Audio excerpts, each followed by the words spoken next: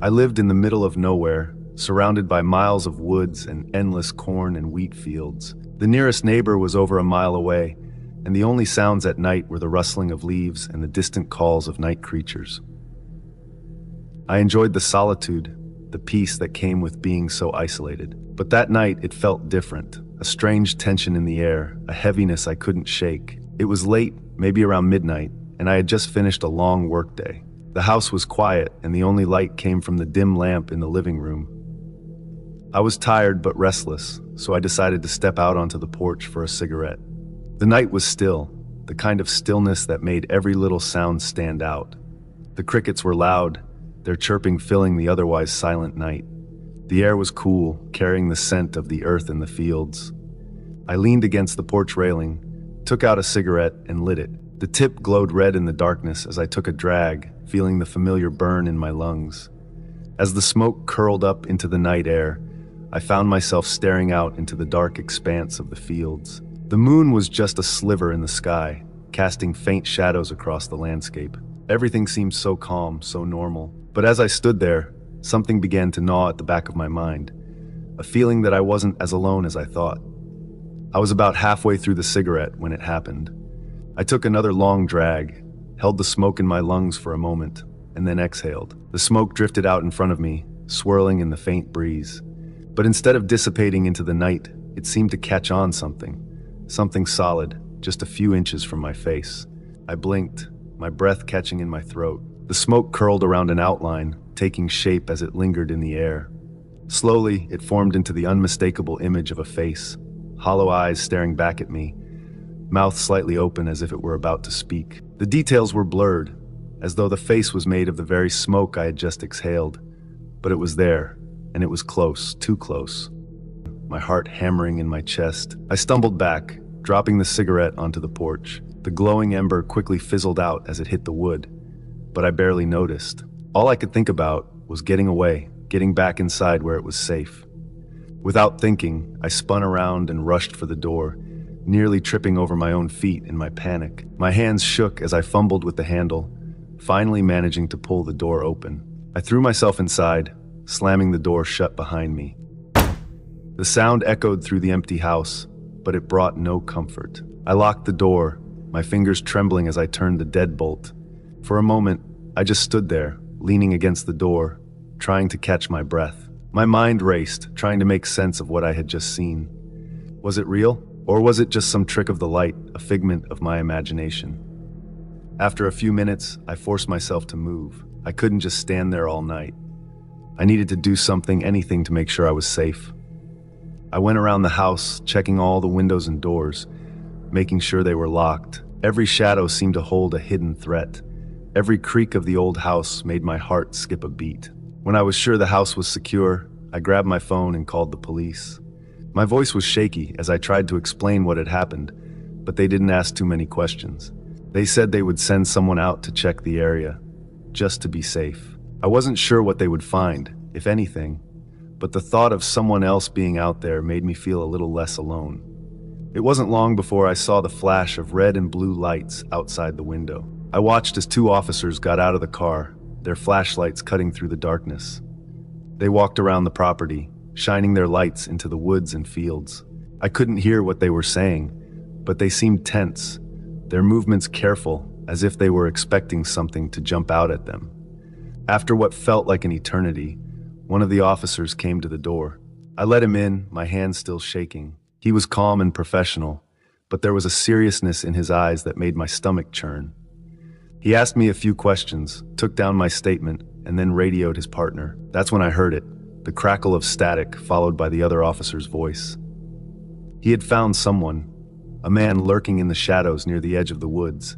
They didn't say much else, just that they were bringing him in. The officer with me nodded, thanked me for calling, and then left to help his partner. I watched as they led the man to the car, his head bowed, his face hidden in the shadows. I couldn't see his expression, couldn't tell what he was thinking, but something was unsettling about the way he moved, as if he had been waiting for this moment. They drove off into the night, the red and blue lights fading into the darkness. I stood by the window, staring out at the empty road, the fields stretching out endlessly beyond it. I felt no relief, only a lingering unease that I couldn't shake. The man had been arrested, but I had no idea what his intentions were, why he had been there, or why the smoke had formed that face. All I knew was that something had changed that night, something I couldn't explain, something I wasn't sure I wanted to understand. As I lay in bed later, the house now eerily silent, the memory of that face lingered in my mind. I could still see it clear as day hanging in the air just inches from me. And with it came the cold, creeping fear that it wasn't over, that whatever had been out there in the darkness might one day return.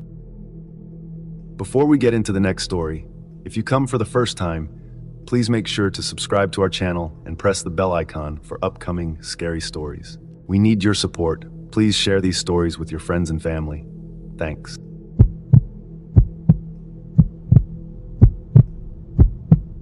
It was a cold, quiet evening. My name is Eva, and I live with my roommate Sarah in a small apartment on the edge of town. Sarah had gone out with some friends, leaving me alone for the night. I didn't mind. I often enjoyed the peace after a long day at work. But tonight, something felt different. There was an unsettling stillness in the air, a silence that seemed to press in on me from all sides.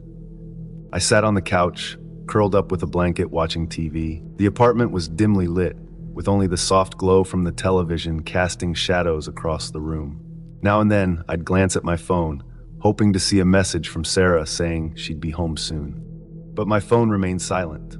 The night wore on, and I began to feel uneasy. The sounds of the outside world, cars passing by, leaves rustling in the wind, seemed to fade away. I tried to shake off the feeling, telling myself it was just my imagination. As the hours passed, my anxiety grew. I couldn't focus on the TV anymore. Every little noise made me jump.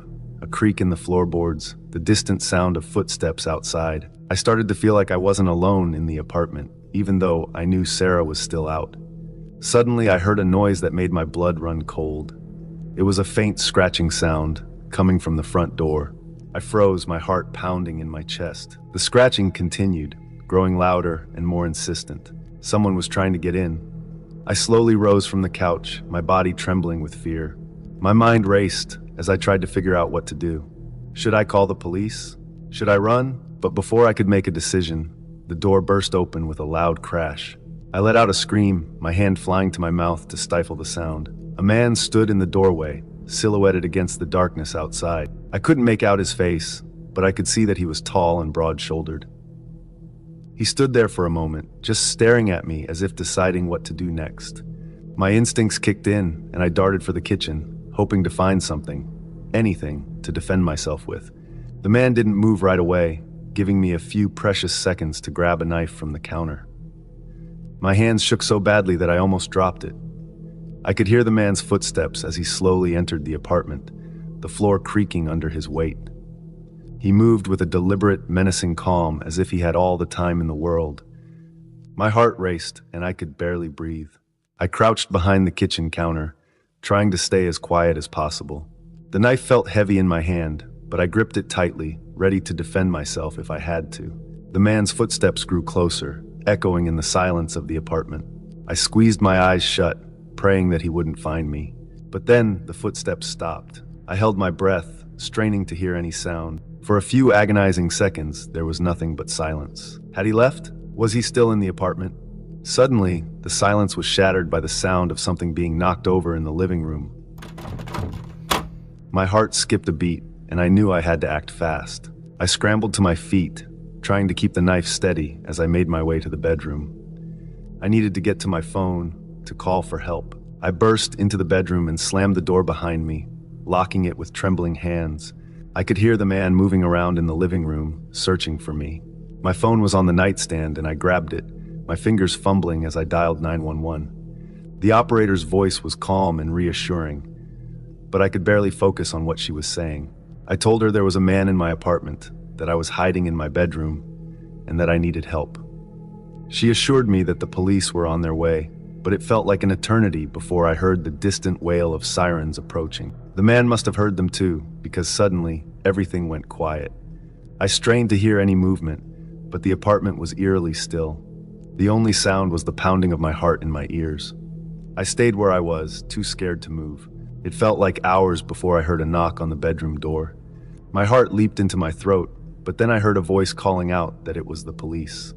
I rushed to unlock the door, relief flooding over me as I saw the officers standing there. They searched the apartment, but the man was gone. There was no sign of him, no trace that he had ever been there. The front door was wide open, the lock broken. The police assured me they would patrol the area and keep an eye out, but I could see in their faces that they didn't think they would find him. I spent the rest of the night at the police station, too shaken to go back to the apartment alone. Even now, I can't shake the memory of that night. The image of the man standing in the doorway, the sound of his footsteps growing closer, the terror of knowing he was in my home. Every time I close my eyes, I see his shadowy figure, and a chill runs down my spine. I don't think I'll ever feel safe in my own home again.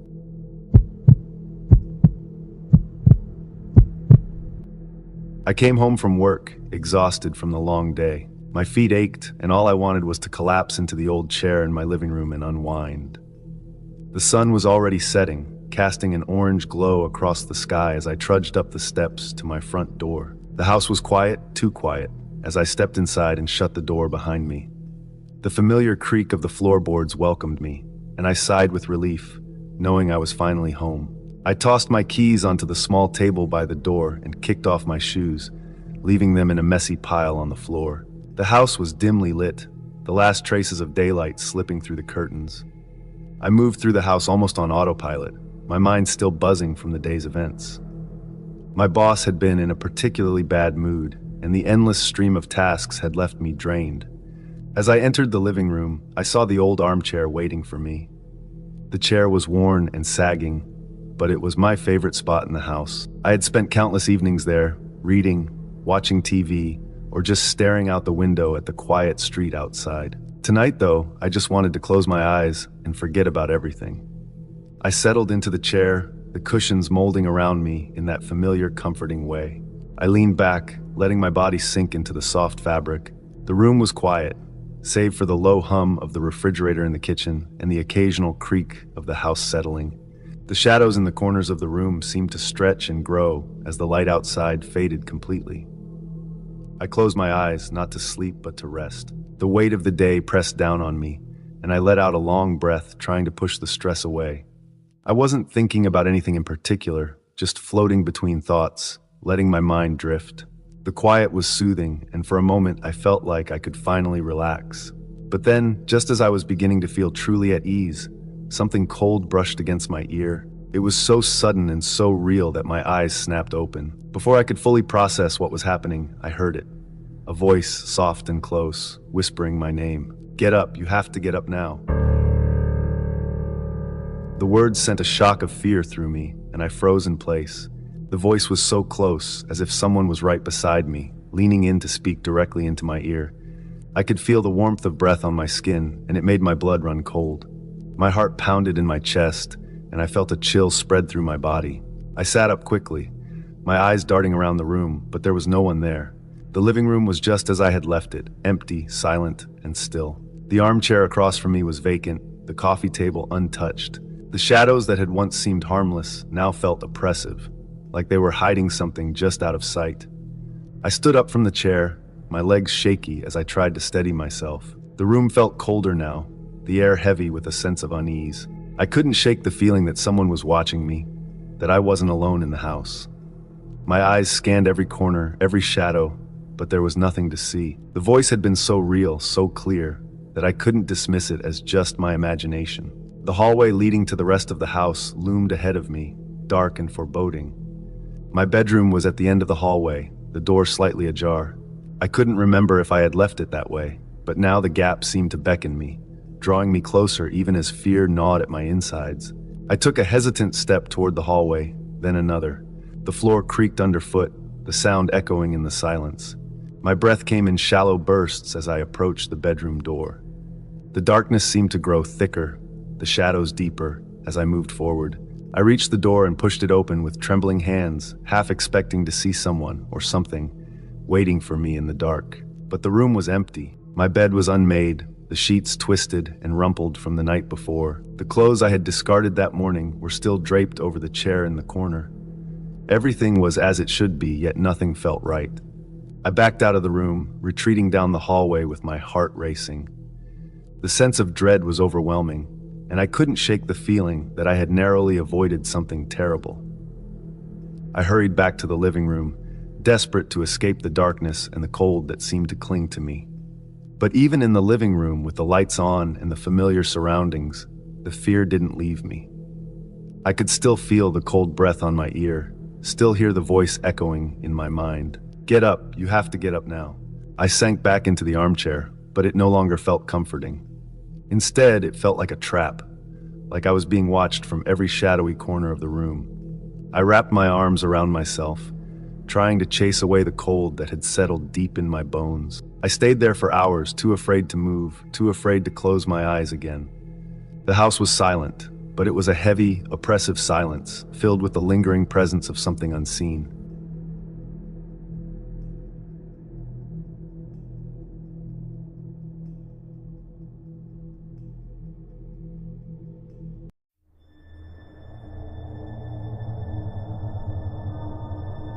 I stood at a lovely Airbnb in Iowa for my little brother's graduation. He didn't know I was going to make it, so we threw a surprise party at the Airbnb. While we were setting up, my other brother and I went down to the basement to get an extra table. The second we got down there, we looked at each other and said, "Yup, it's scary here." We searched for the table. The longer I spent in the basement, the greater the feeling of dread grew in me. We found the extra table and headed back upstairs, joking about how creepy a seemingly normal basement was. My whole family got together and the family started. While we were celebrating, my girlfriend decided she'd run the downstairs washer. She was going to go down alone when she came back and asked me to go with her since it was creepy. Again, I went down and rushed to leave. The basement was now officially scary to me. The party continued and we had a wonderful time. As the night started to settle, people got in their Ubers back to their hotels, and now it was just me and my girlfriend, unwinding after an afternoon of eating and drinking. We were relaxing when the laundry buzzer went off. I looked at her and she said she didn't pick up the load from earlier. I thought it was strange that it hadn't beeped hours ago. We headed down to the basement. Again, she stopped at the stairs to the basement and asked me to go first. As I was going down, the buzzer on the washer went off again, scaring us. We both jumped. I hurried down, grabbed the laundry, and headed upstairs to let it air dry. As we finished, I could tell she was still nervous, so we decided to go through the house and lock all the windows and doors. This is standard when we visit an Airbnb. We never miss this step. My girlfriend stays beside me this whole time. We finally have one last door, the door to the back garden right outside the kitchen and at the top of the basement. I go and lock the door, ignoring the sense of dread I felt with my back turned to the basement. I should mention this was an oldish house, so the stairs were steep, and the bedroom where we slept was probably originally an attic. To turn on the lights upstairs, you had to flip a switch at the bottom of the stairs. As we made our way in the dimly lit house to the light switch, I think our sense of tiredness overcame the dread we had. I flipped on the switch and headed for the stairs. Just as I did, I heard a loud banging sound like the sound of pots or something metallic clanging. It was a fast tone. My girlfriend's face was full of fear, and I'm sure mine was too. I began to go to the kitchen where there was a knife, but then I heard the whacking again. At the top of the stairs, I turned to look against the now illuminated attic and saw a ceiling fan turned on to its max setting and its mounting pole making the sound. I ran upstairs and turned off the fan. My girlfriend was close behind me. We got ready for bed. I headed downstairs to turn off the light switch and went upstairs. I looked outside the window of the attic to check on my car out front. Everything was good. We began to fall asleep. It was a restless night, hot and stuffy. I had dreams of seeing a shadowy figure out on the lawn. I woke up the next morning, tired. I made my way down to the kitchen to brew some coffee. As I was turning around, I looked at the staircase to the basement. Something was wrong, and I don't know why, but I was drawn to the basement again. I looked down the stairs and walked down.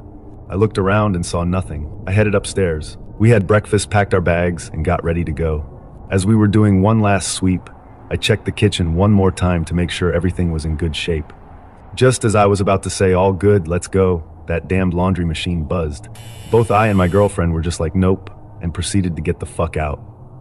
As we were leaving in a rush, I grabbed the bags and told my girlfriend to start the car. As I was, the fan upstairs turned on again and began making the whacking noise. I've never bolted so fast out of a house. When I got to the car, my girlfriend saw the look of panic on my face. What happened? The fan turned on again. I got her out of the driver's seat, and we sped off to collect our thoughts at a local diner. I texted the Airbnb host that the washer kept making noises, and that I couldn't figure out how to turn off the ceiling fan upstairs. Before we get into the next story, if you come for the first time, please make sure to subscribe to our channel and press the bell icon for upcoming scary stories. We need your support. Please share these stories with your friends and family. Thanks. I stayed in an Airbnb that was an old farmhouse. It was on a secluded road, and we were there in October. There was a chill in the air, and the evenings had that quiet, early dark that makes them just a little extra spooky. We arrived around 9 p.m. The host left the lights on inside, so it looked inviting and was easy to spot as we arrived with our dog in tow. As we pulled up, I felt a shiver run down my spine. The farmhouse stood tall against the darkening sky, its windows glowing warmly from within. My partner, Sarah, squeezed my hand reassuringly as we unloaded our bags from the car. Our dog Max sniffed at the unfamiliar surroundings, his tail wagging cautiously. Inside, the farmhouse was quaint yet cozy. The creaky wooden floors added to its charm and contributed to the eerie atmosphere. Sarah lit some candles while I checked out the kitchen, finding it well stocked with essentials. We settled in for the night, hoping for a peaceful stay away from the hustle and bustle of the city. As we lay in bed, the quiet of the countryside surrounded us. But soon, strange things began to happen. I heard footsteps outside our bedroom door, but when I went to investigate, no one was there. Sarah dismissed it as the old house settling, but I couldn't shake the feeling that we weren't alone. The next morning, we decided to explore the surrounding area. The countryside was beautiful, with rolling hills and vibrant autumn foliage. But as we walked, I couldn't shake the feeling of being watched. It was as if unseen eyes were following our every move. That evening, as darkness fell, the farmhouse took on a more ominous vibe. Sarah and I were sitting in the living room when the lights flickered. I glanced at her nervously, but she brushed it off as a power surge. However, when the lights suddenly went out completely, we both jumped in surprise. I fumbled for my phone, using its flashlight to guide us to the fuse box. As I flipped the switches, the lights flickered back on, but something felt different. It was as if the air itself had changed, becoming heavier somehow. That night, as we lay in bed, I couldn't shake the feeling of unease. I tossed and turned, unable to find peace. Suddenly, I felt a cold breeze sweep through the room, chilling me to the bone. I pulled the covers tighter around me, but the chill persisted. Then I heard it, a faint whispering coming from the corner of the room. I sat up, heart pounding, and saw a shadowy figure standing in the darkness. My breath caught in my throat as I stared, unable to move. "Sarah," I stammered, shaking her awake. "Dee, did you see that?" But when she looked, there was nothing there. She assured me it was just a trick of the light, but I knew what I had seen. There was something in that farmhouse with us, something dark and malevolent. The following days were filled with more strange occurrences. Objects would go missing, only to reappear in odd places hours later. The temperature would fluctuate wildly, leaving us shivering one moment and sweating the next. And always, there was the feeling of being watched, of never being truly alone. Desperate for answers, I decided to confront whatever was haunting the farmhouse. That night, as Sarah slept soundly beside me, I sat up and addressed the empty room. "If there's someone here," I said, my voice trembling, "please show yourself. We mean no harm." For a moment, there was nothing but silence. Then, slowly, the temperature in the room began to drop. I watched in awe as a faint mist formed in the air, coalescing into the shape of a woman. She was beautiful yet ethereal, her features blurred and indistinct, but there was a sadness in her eyes that sent a chill down my spine. "What do you want?" I asked, my voice barely above a whisper. The ghostly figure hesitated, as if unsure how to answer. Then, in a voice like wind through the trees, she spoke. "I am trapped here," she said, her words echoing in the stillness. "Alone and forgotten, I seek release." I felt a pang of sympathy for the spirit before me. Whatever had happened to her, she didn't deserve to be stuck in this limbo. "We'll help you," I promised, reaching out a trembling hand. "We'll find a way to set you free." The ghostly figure nodded, a faint smile playing at the corners of her lips. Then, with a soft sigh, she faded away, leaving behind nothing but a lingering sense of peace. In the days that followed, Sarah and I did everything we could to uncover the farmhouse's dark past. We searched through old records and newspaper clippings, piecing together the tragic story of the woman who had once lived there. It turned out she had been a young bride, her life cut tragically short by a terrible accident. Her spirit had remained trapped in the farmhouse ever since, unable to move on to the afterlife. Armed with this knowledge, Sarah and I performed a ritual to help release the ghost from her earthly bonds. As we spoke the words of the incantation, I felt a sense of profound relief wash over me. It was as if a weight had been lifted from my shoulders, leaving behind nothing but lightness and peace. And as the last echoes of the ritual faded away, I knew that we had succeeded. The farmhouse was finally free of its ghostly inhabitants, and Sarah and I could finally enjoy our stay without fear or apprehension. But as we packed our bags to leave, I couldn't shake the feeling that we weren't the only ones to have encountered the farmhouse's dark secret. I wondered how many other unsuspecting guests had been haunted by the restless spirit within its walls, and if they too had found the courage to confront the darkness that lurked within. 2 years ago, we went to Cannes, France, and rented a villa in the fancy hills of Super Cannes. My family, consisting of my wife, our 2 kids, and me, were thrilled to spend our vacation in such a beautiful location. The villa, found on Airbnb, seemed like a steal. Spacious, well-furnished, and with a stunning view of the French Riviera. The first few days went by smoothly. We explored the picturesque streets of Cannes, indulged in delicious French cuisine, and lounged by the villa's pool, basking in the warm Mediterranean sun. But as the sun dipped below the horizon and darkness enveloped the villa, an eerie feeling settled over us. It started with small things, strange noises in the dead of night, shadows flitting across the windows, and the sensation of being watched. At first, we brushed it off as our imagination playing tricks on us, attributing it to the unfamiliarity of our surroundings. But as the days passed, the feeling of unease only grew stronger. One evening, while my wife was putting our kids to bed, I decided to take a walk around the villa to clear my head.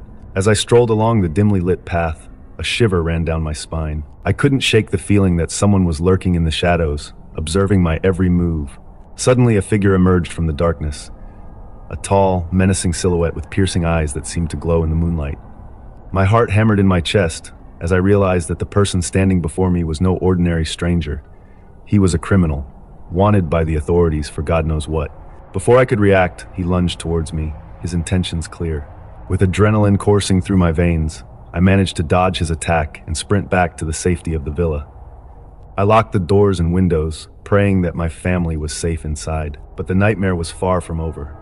Throughout the night, we heard the sound of footsteps outside, accompanied by whispered threats that sent chills down our spines. We huddled together in terror, fearing for our lives as we waited for dawn to break. As the first light of morning filtered through the curtains, we breathed a sigh of relief, believing that the worst was behind us. But our relief was short-lived when we discovered that the man who had terrorized us throughout the night was still lurking nearby, hiding in the dense foliage that surrounded the villa.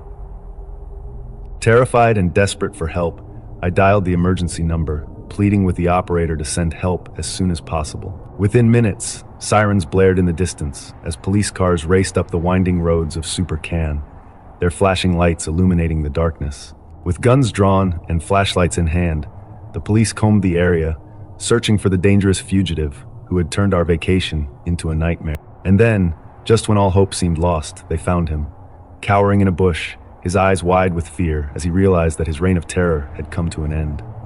Relief washed over us as the police apprehended the criminal, leading him away in handcuffs. We watched from the safety of the villa, grateful to be alive and unharmed after the harrowing ordeal we had endured. In the days that followed, we packed our bags and left the villa behind, eager to put the traumatic experience behind us. But the memory of that terrifying encounter would stay with us forever, serving as a chilling reminder of the dangers that lurk in the darkness, even in the most idyllic of settings. As we boarded our flight back home, I couldn't help but glance back at the villa one last time, grateful to be leaving it behind and praying that no other family would ever have to experience the terror that had haunted us during our stay in Super Cannes.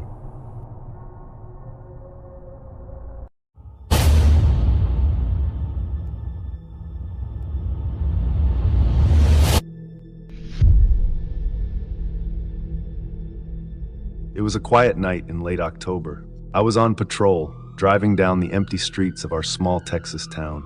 The air had that heavy, dead feeling that came in the early hours. Not much ever happened in our town after midnight, just the occasional bar fight or wandering animal. But that night, around 2:15 a.m., I got a call that still haunts me. I picked up the radio, and there was a man on the other end. "Officer, please? I think someone's in my house," he said. "Calm down, sir," I replied, gripping the radio tighter. "What do you mean? What exactly did you see?" There was silence for a few seconds, but I could hear his breathing, rapid and shallow. Then, just as he was about to say something, the line cut off. I tried calling him back, but it went straight to voicemail. The caller ID showed his address, a place just a few streets away, near the edge of town. Something in his voice made me uneasy, so I decided to check it out. When I pulled up to the address, I expected to see a house, maybe with a light on, but there was nothing there. Just open fields, stretching out into the dark, with the faint silhouette of trees in the distance. The only house I could see was farther down the road, a small farmhouse with a single light flickering on the porch. I double-checked the address. It was right, no doubt about it. I should have seen a house there, but there was only empty land, quiet and dark. Feeling a strange pull, I decided to walk up to the farmhouse, thinking maybe they knew something. I knocked on the door, and after a few moments, a young man answered. He looked tired, confused, and not like he'd made any desperate phone calls. "Can I help you, officer?" he asked, squinting at me through the dim light. "Sorry to bother you," I said, trying to sound casual, though my nerves were on edge. "I got a call from this address, or close to it." The caller sounded like he was in trouble, but I can't find any other houses around here. "Do you know if anyone else lives nearby?" The man frowned and shook his head slowly. "No, officer, there's no other house for miles. It's just us out here." He paused, studying my face. "Are you sure you're in the right place?" I nodded, my confusion turning to frustration. "Positive. Thanks anyway," I said, backing away. As I returned to my patrol car, I couldn't shake the feeling that something was wrong. I checked the radio again and tried calling the number once more, but it was the same. Straight to voicemail. I got into my car, deciding to head back to the station and report the strange incident. But as I turned the key in the ignition, something caught my eye in the rearview mirror. Someone was sitting in my back seat. I could only make out a faint outline, a figure hunched forward, eyes glinting in the darkness. My heart hammered as I tried to stay calm, reaching for the radio to call for backup. But before I could, I felt a sharp blow to the back of my head. Pain exploded behind my eyes, and everything went black. When I came to, I was lying in a hospital bed. The harsh white lights above me stung my eyes, and my head throbbed with every heartbeat. I tried to sit up, but a nurse hurried over, gently pushing me back down. "Take it easy, officer," she said. "You had a rough night." I looked around disoriented, memories flooding back in fragments. The call, the empty field, the figure in my car. It all felt like some twisted dream, but the pounding in my head told me it was real. A couple of my fellow officers came in a few minutes later, relief mixed with concern on their faces. "We found you unconscious in your patrol car, near that old farmhouse," one of them explained. "No sign of anyone else around. Just you, lying slumped over the steering wheel. What about the man in the back seat?" I asked, my voice barely above a whisper. "Did you see him?" They exchanged uneasy glances, and one of them shook his head. "There was no one else, just you." We searched the whole area and even checked with the farmhouse. They said they hadn't seen anyone suspicious. I lay back, feeling cold and hollow. But I saw him. I know I did. They didn't argue with me, but I could tell from their faces that they didn't believe me. And maybe in some small way, I didn't believe it either. It was like trying to hold on to smoke. The harder I tried to recall his face, his features, the more they slipped away. In the days that followed, I tried to shake off the experience, to write it off as a trick of the mind, maybe the result of exhaustion or stress. But every time I closed my eyes, I could see that shadowy figure in my back seat, those glinting eyes watching me in the mirror. No one ever called from that address again. When I looked it up later, there was no record of any house there, no phone number registered to that area, just a patch of empty land that had been abandoned for decades. I've been back to that spot a few times since, unable to let it go, hoping to find some kind of answer. But every time, it's the same silent field, the same empty stretch of road. Before we get into the next story, if you come for the first time, please make sure to subscribe to our channel and press the bell icon for upcoming scary stories. We need your support. Please share these stories with your friends and family. Thanks.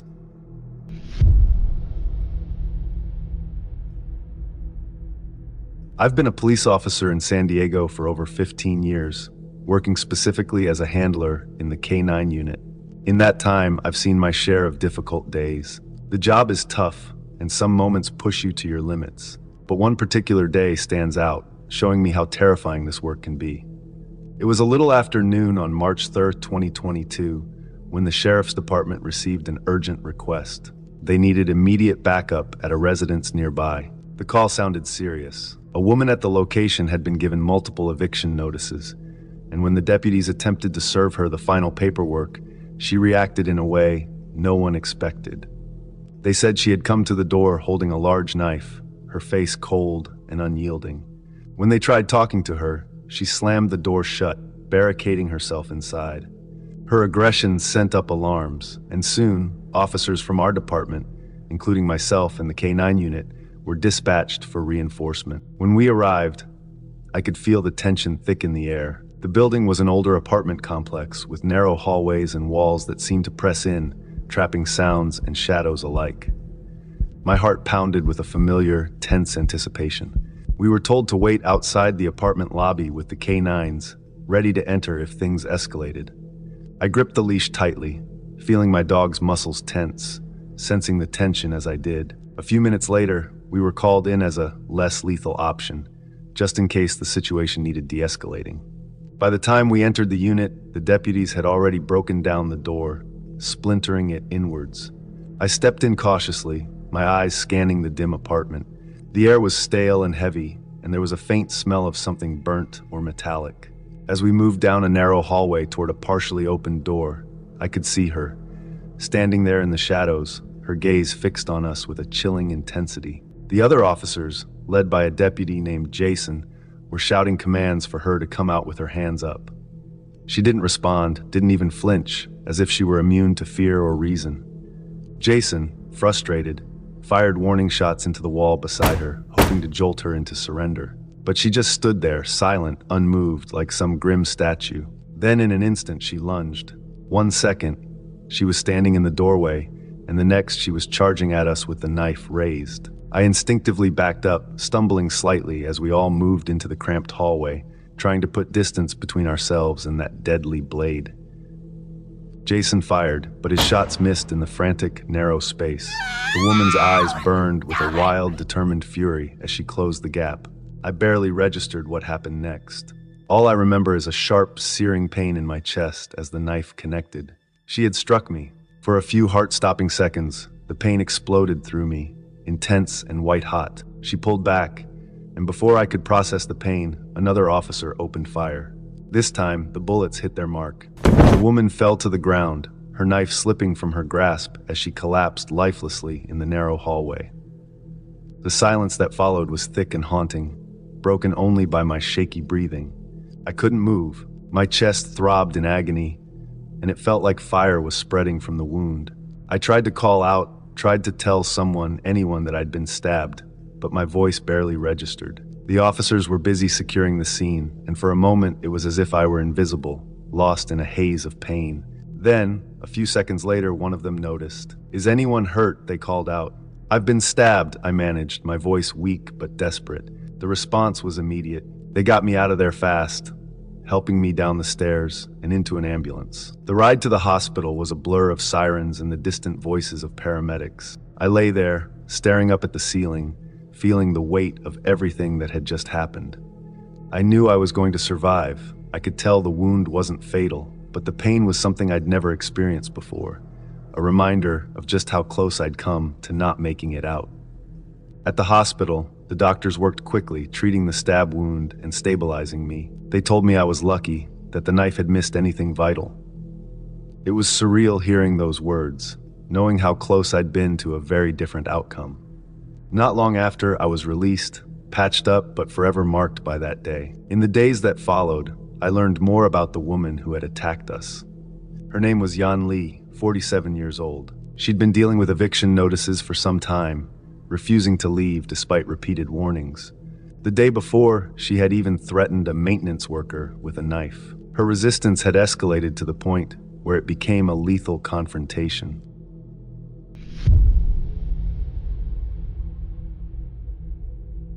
I was on patrol in San Francisco, the kind of night shift most officers dread, quiet, cold, and creeping. The fog had rolled in thick, turning every street and corner into something strange and hidden. The city looked like a forgotten memory, with streetlights casting dim pools of yellow that barely touched the darkness around them. The radio crackled with nothing important, the usual hum of uneventful updates.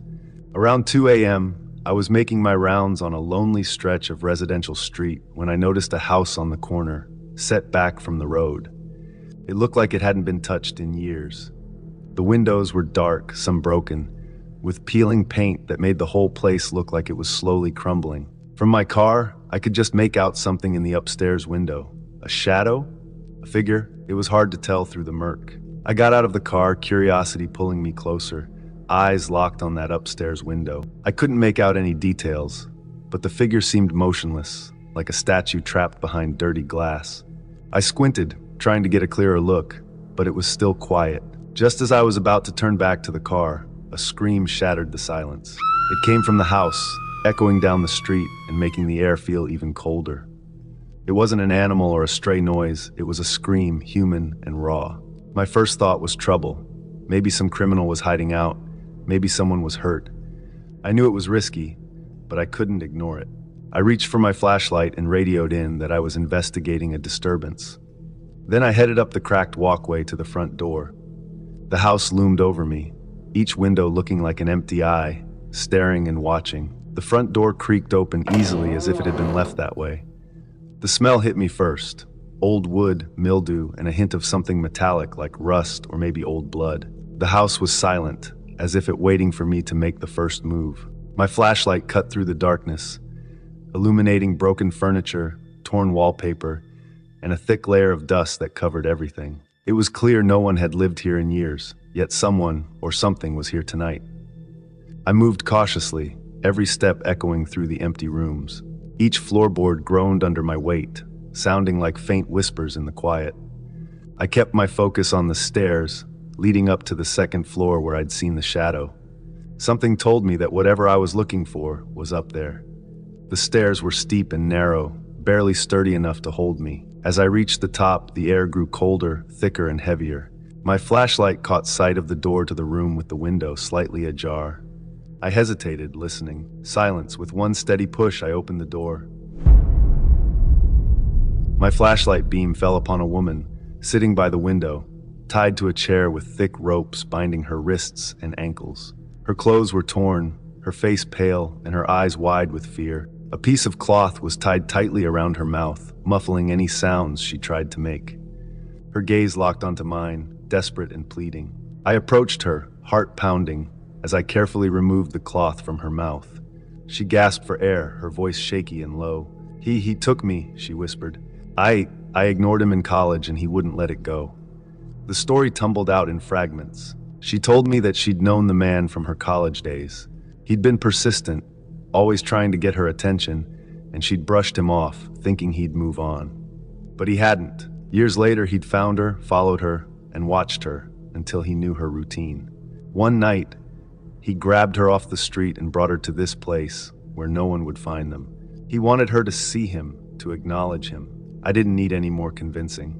I called for backup, relaying her story as best as I could. The woman's fear was like a tangible thing in the room, heavy and suffocating. She kept glancing at the door as if expecting him to burst in any second. I assured her that help was on the way, but I knew the feeling of being watched, of something lurking just out of sight. Backup arrived, filling the house with the sound of footsteps and voices. They took her out, guiding her down the narrow staircase and into the night, where she was finally free. Her relief was palpable, yet her fear hadn't left. She kept looking over her shoulder, as if he might appear out of nowhere. Not long after, we found him. He'd been hiding in the basement, listening, waiting. He didn't fight when we cuffed him, his eyes vacant yet filled with something dark, something twisted. As they let him out, he looked at me, a small, chilling smile curling his lips, as if he'd won something in his twisted mind. With him in custody and the woman safe, I was left alone in the house to finish the last checks. The quiet had returned, the kind of quiet that seemed to cling to the walls. I couldn't shake the feeling that the house was still watching, that it had absorbed the fear and hatred that had unfolded here over the years.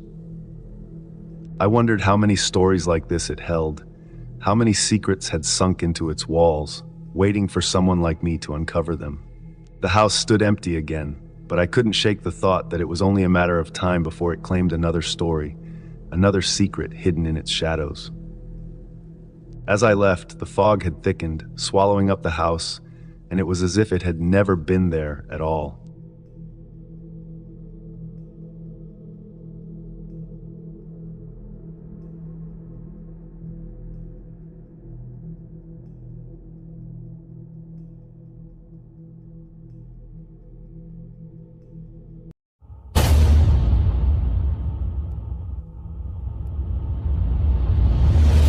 It was a cold night in Hollywood, the kind that made the city feel even more deserted than usual.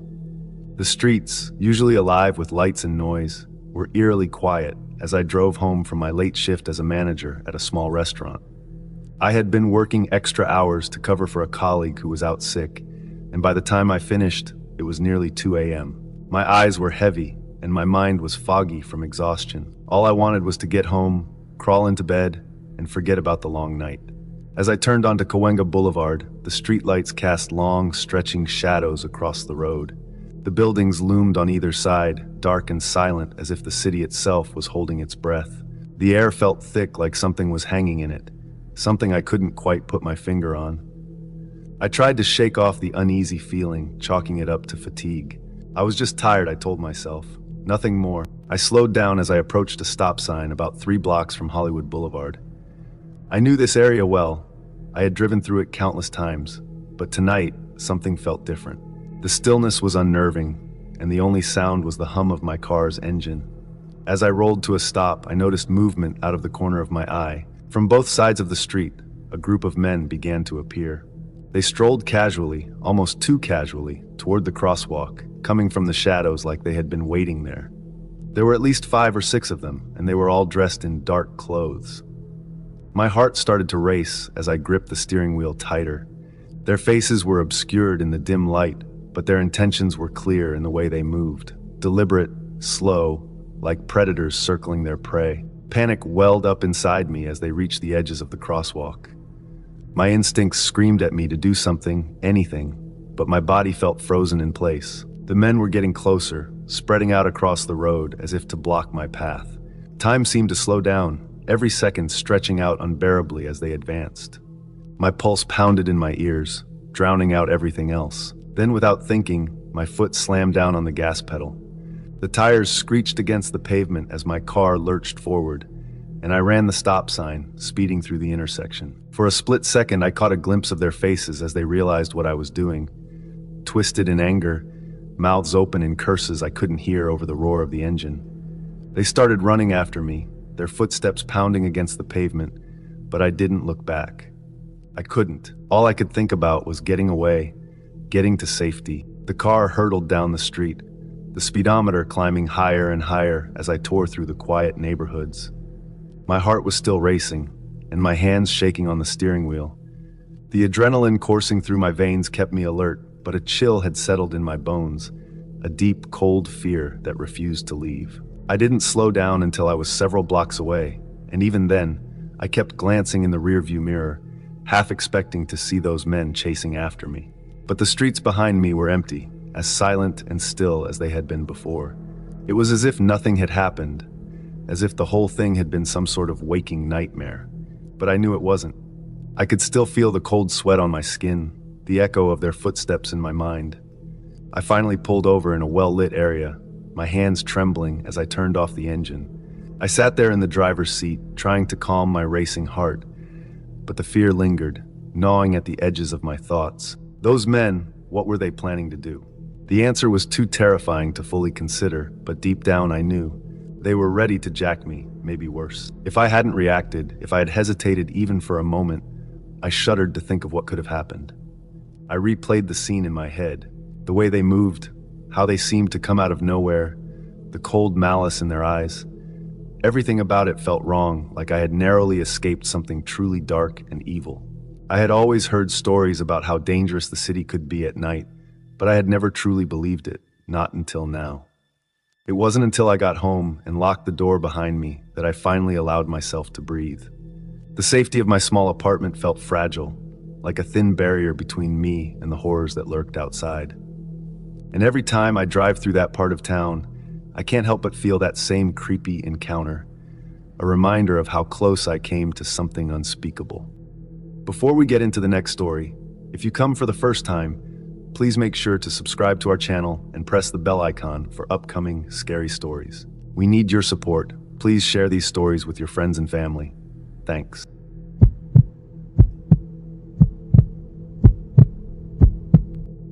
I live in a safe country, and my city is known for being one of the safest. The streets are quiet, crime is almost non-existent, and people don't worry much about safety.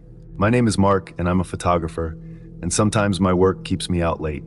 On some nights, I don't get home until 2 or 4 in the morning. It's usually peaceful, and I never felt uneasy coming home at those hours. My parents lived in a group of attached houses built into a hill, and below the houses were our parking spots. The area was always silent after midnight, with no one around.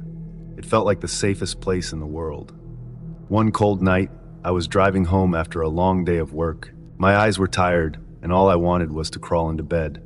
As I turned into the parking area, the headlights of my car illuminated the row of vehicles parked under the hill. Everything seemed normal, but then I saw something that made me slow down. A figure was moving between the cars. It was strange to see someone there at that hour. No one else should have been around. The person was moving slowly, almost as if they were sneaking around, trying not to be noticed. My first thought was that maybe it was a neighbor who had forgotten something in their car, but something about the way they moved felt off. I parked my car, keeping an eye on the figure. They were still moving between the cars, but now they seemed to be checking the doors like they were trying to find one that was unlocked. My heart started to race as I realized that this person wasn't a neighbor. They were up to something that didn't belong in this quiet, safe place. I got out of my car and the cold air hit me immediately. It was freezing, the kind of night where you could see your breath. The figure was still there, and now I could see him more clearly. He was wearing just a pair of shorts and a short-sleeved shirt, totally out of place in this weather. He was skinny, almost unnaturally so, and he moved with a strange kind of energy like he couldn't stay still.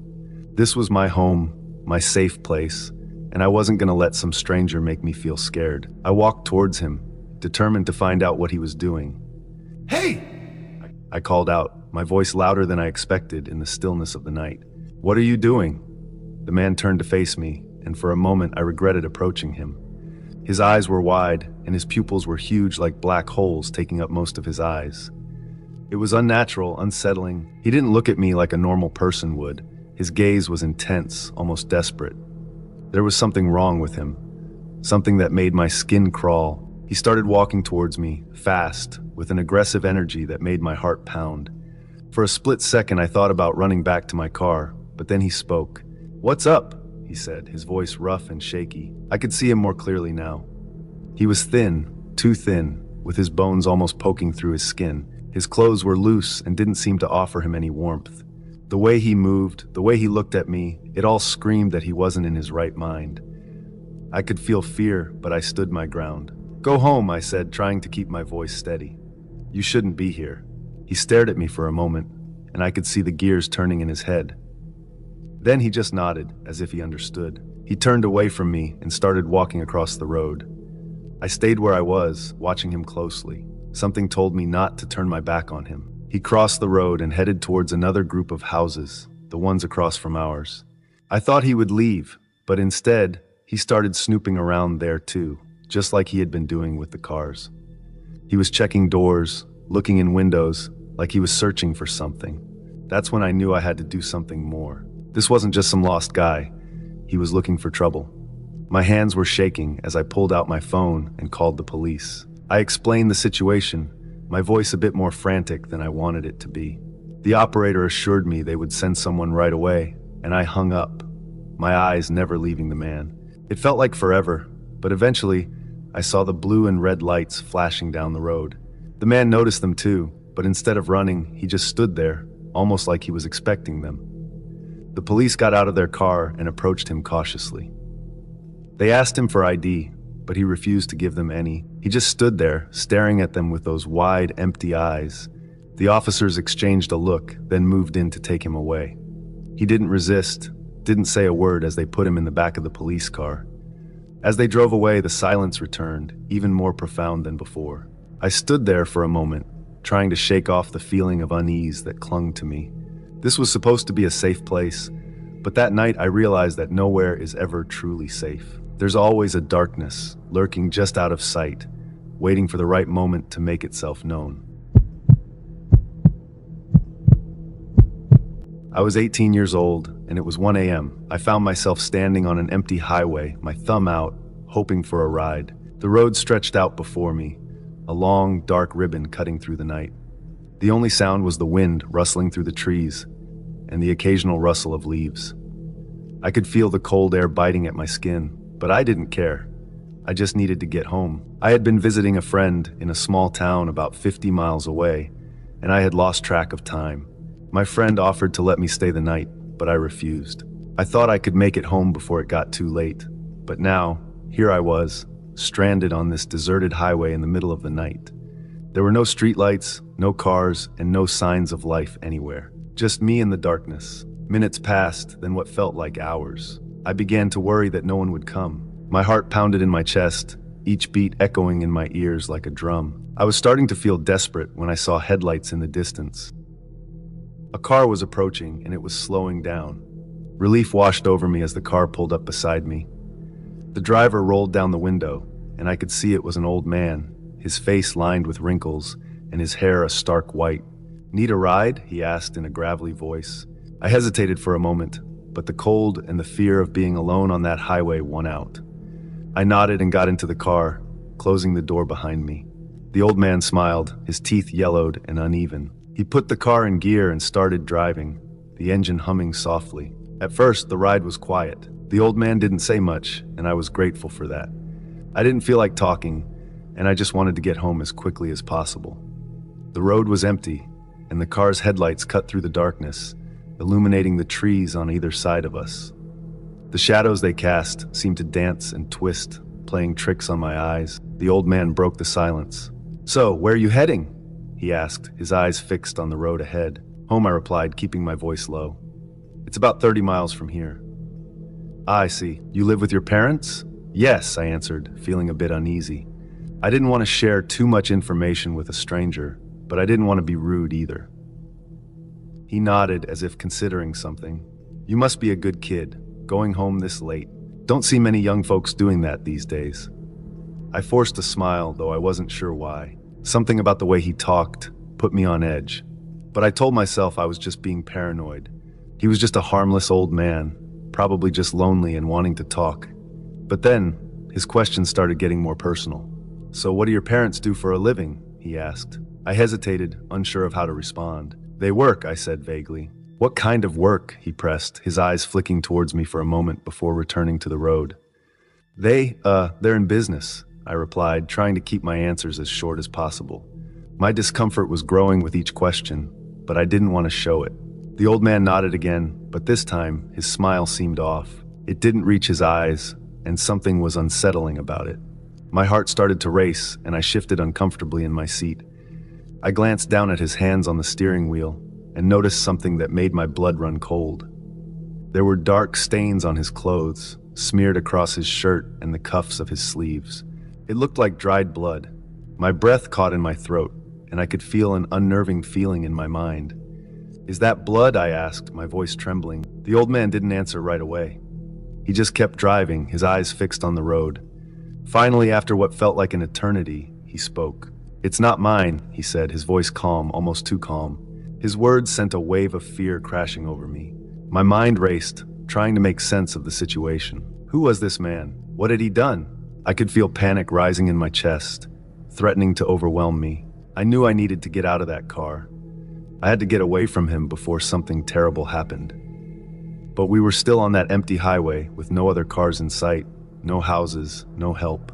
I didn't know what to do. Finally, I mustered up the courage to speak. "Please, let me out here," I said, trying to keep my voice steady. The old man didn't respond right away. He just kept driving, the road stretching out endlessly before us. I could feel my heart pounding in my chest, each beat like a hammer against my ribs. I was terrified he wouldn't let me go, that he had other plans for me. But after a few moments, he nodded slowly. "All right," he said, his voice low and gruff. He pulled the car over to the side of the road and stopped. I didn't wait for him to say anything else. I quickly opened the door and stepped out, my legs shaking as I stood on the cold asphalt. "Thank you," I muttered, barely able to get the words out. Then, without looking back, I started walking down the road, my heart racing. I heard the car door close behind me and the sound of the engine as the old man drove away. I didn't stop until I was sure he was gone. Only then did I allow myself to breathe. I made it home that night, unharmed, but the fear lingered long after I had closed the door behind me. I couldn't shake the feeling that I had narrowly escaped something terrible. The memory of that ride haunted me for weeks. The old man's unsettling questions, the blood on his clothes, his too calm voice. Even now, years later, I can still feel the terror of that night. I've never hitchhiked again, and I never will. Some things aren't worth the risk.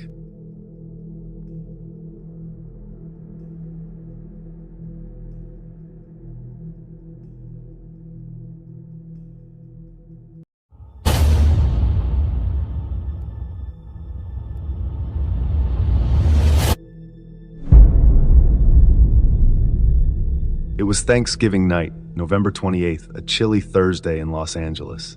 My name is Nicole, and like many families across the city, we were gathered around the dining table, enjoying the warm glow of family and food. The smell of roasted turkey and pumpkin pie filled our house, blending with laughter and clinking dishes. My mom had outdone herself this year. Her stuffing was perfect, and even my picky little brother, Max, couldn't stop eating. Dad was telling one of his usual jokes mid-sentence when the loud knocking shattered the moment. It wasn't a polite knock, but heavy and urgent, rattling the front door. Everyone froze. We weren't expecting anyone. My dad frowned, setting down his fork. Mom whispered, "Who could that be at this hour?" "I'll get it," Dad said, pushing back his chair. My little brother Max watched wide-eyed from his spot next to me.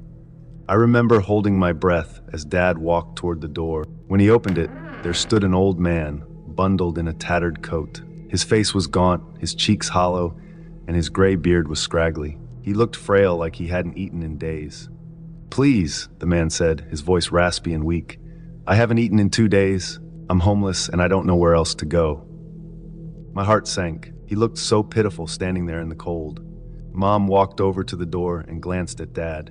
They exchanged one of those silent looks parents have, the kind that says everything without words. "We can't just leave him out there," Mom said softly.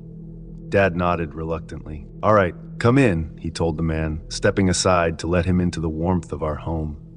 The man smiled faintly, almost sheepishly, and shuffled inside. He seemed harmless enough, just another unfortunate soul down on his luck. "Thank you," he muttered, glancing around our home as if he couldn't believe his eyes. Mom set a plate for him, and he sat at the table, hunched over like he didn't belong there. We all returned to our seats, though the atmosphere wasn't quite the same. I tried to eat, but I kept glancing at the man. His hands trembled as he shoveled food into his mouth, eating like he hadn't seen a meal in years. For a while, we just let him eat in silence. Then, far off in the distance, we heard it, a police siren. It wasn't unusual in Los Angeles, but something about the way the man stiffened caught my attention. His hands froze midair, and his whole demeanor changed. The faint smile he'd worn was gone, replaced by something darker. His eyes darted toward the front door. "What's wrong?" Mom asked cautiously. The man didn't answer. Instead, he reached into his coat, and before we knew it, he pulled out a gun. My blood ran cold. He pointed it at us, his voice low but commanding. "Nobody moves. Nobody opens that door." The room went silent. My dad raised his hand slowly, trying to stay calm. "Look, we don't want any trouble. Quiet," the man barked. His voice was different now, sharp, menacing. He wasn't the frail, helpless man we'd let in. This was someone dangerous. I sat frozen, my heart pounding so loudly I thought he might hear it. My mom grabbed my hand under the table, squeezing it tightly. I could feel her trembling. Max wasn't at the table anymore. He'd gone to the bathroom a few minutes before the man had shown his true colors. I didn't dare look toward the hallway, afraid the man might notice. but I hoped Max had the sense to stay hidden. The siren grew louder, closer. The man's eyes flickered toward the door again. He was growing more agitated, his grip on the gun tightening. "If anyone makes a sound," he growled, "I'll—" Before he could finish, a soft creak came from the hallway. My heart sank. Max, he must have moved, but I couldn't turn to see him. The man's head snapped toward the noise, and for a moment, I thought he was going to get up. Then we heard it, a faint click. The front door. Max must have managed to open it. The man's face twisted in fury, and he bolted toward the door. "No!" he yelled, but it was too late. As he yanked the door open, he froze. Standing there were two police officers, guns drawn. "Drop it!" one of them shouted. The man hesitated, his hand twitching as if he was deciding whether to shoot or run. But the officers didn't give him a chance. They moved in quickly, grabbing him and wrestling him to the ground. The gun clattered to the floor, out of his reach. The man let out a string of curses as they cuffed him. I finally exhaled, realizing I'd been holding my breath the whole time. Max peeked out from the hallway, his face pale but determined. One of the officers noticed him and gave him a reassuring nod. "Good job, kid," he said. It was only after the man was hauled outside that we learned the full story. One of the officers stayed behind to talk to us, his tone serious but kind.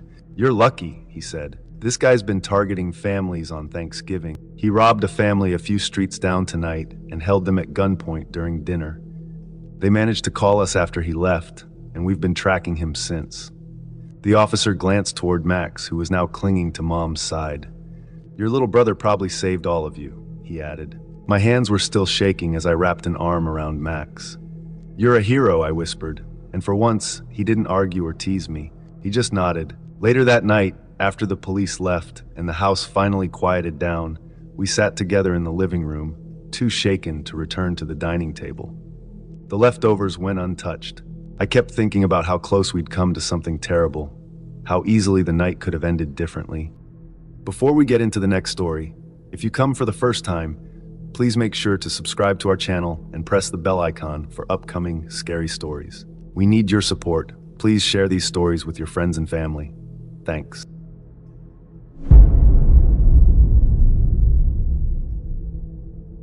In 2019, my family decided to invite our new neighbor, Justin, to Thanksgiving dinner.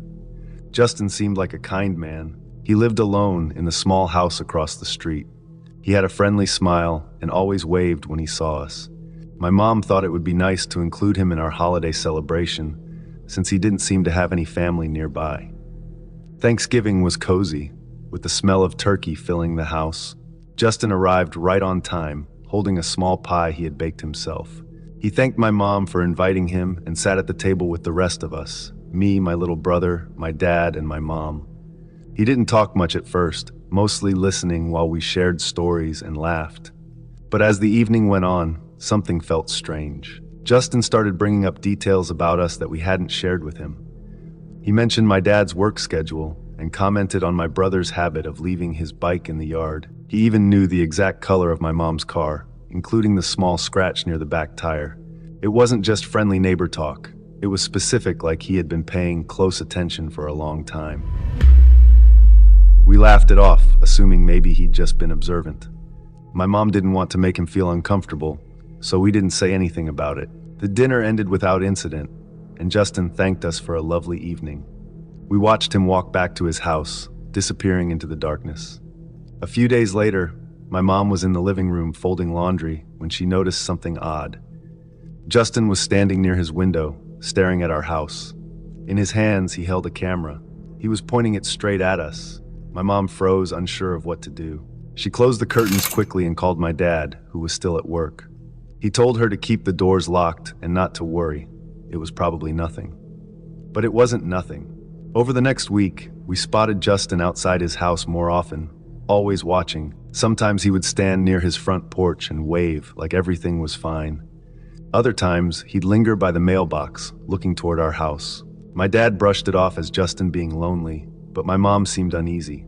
She started double-checking the locks every night before going to bed. One night, when my dad was working late, my mom was home alone. It was stormy outside, with rain pounding against the windows. I was staying at a friend's house, and my brother was asleep upstairs.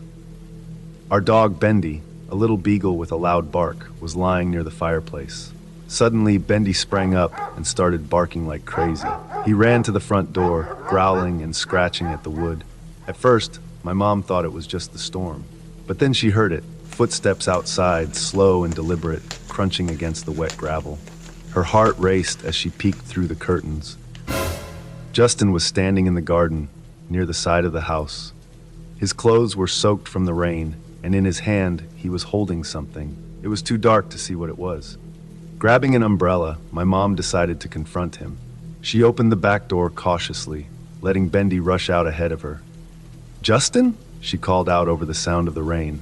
He didn't answer. Instead, he took a step closer, his face partially hidden by the shadows. Whatever he was holding in his hand glinted briefly in the dim light. Panic set in, and my mom ran back inside, slamming the door shut behind her. She locked it and leaned against it, her breath coming in short gasps. Justin started knocking on the door, softly at first, then harder. "Please," he called out, "I need your help. Let me in." My mom grabbed her phone and called the police, her hands shaking. She didn't dare move from the door, afraid he might try to force his way in. Bendy barked furiously from inside, his little paws scratching at the door. The knocking stopped suddenly, and everything went quiet except for the rain. Moments later, flashing blue lights illuminated the yard as the police arrived. They found Justin still standing in the garden, drenched and silent. In his hand was a small notebook filled with notes and sketches of our house. The police took him into custody, and for the first time that night, my mom felt like she could breathe again. A few days later, the police came back to our house to share what they had discovered. Justin had been watching our family for months. They found hundreds of photos of our house, taken at different times of the day. There were pictures of us in the yard, pictures of the windows, and even pictures of my brother riding his bike. His notebook was filled with details about our daily routines, like when my dad left for work and what time the lights went out at night. The worst part was that the police couldn't figure out his real intentions. There were no obvious plans written down, no threats, just an eerie collection of observations and photos. They said he might have been planning to break in, but they couldn't be sure. Justin never came back to his house. The police said he was being evaluated by professionals, but we didn't ask for more details. My mom insisted we get new locks and security cameras, and my dad agreed without hesitation. From that point on, we were more cautious. Curtains stayed closed, and we always made sure the doors were locked.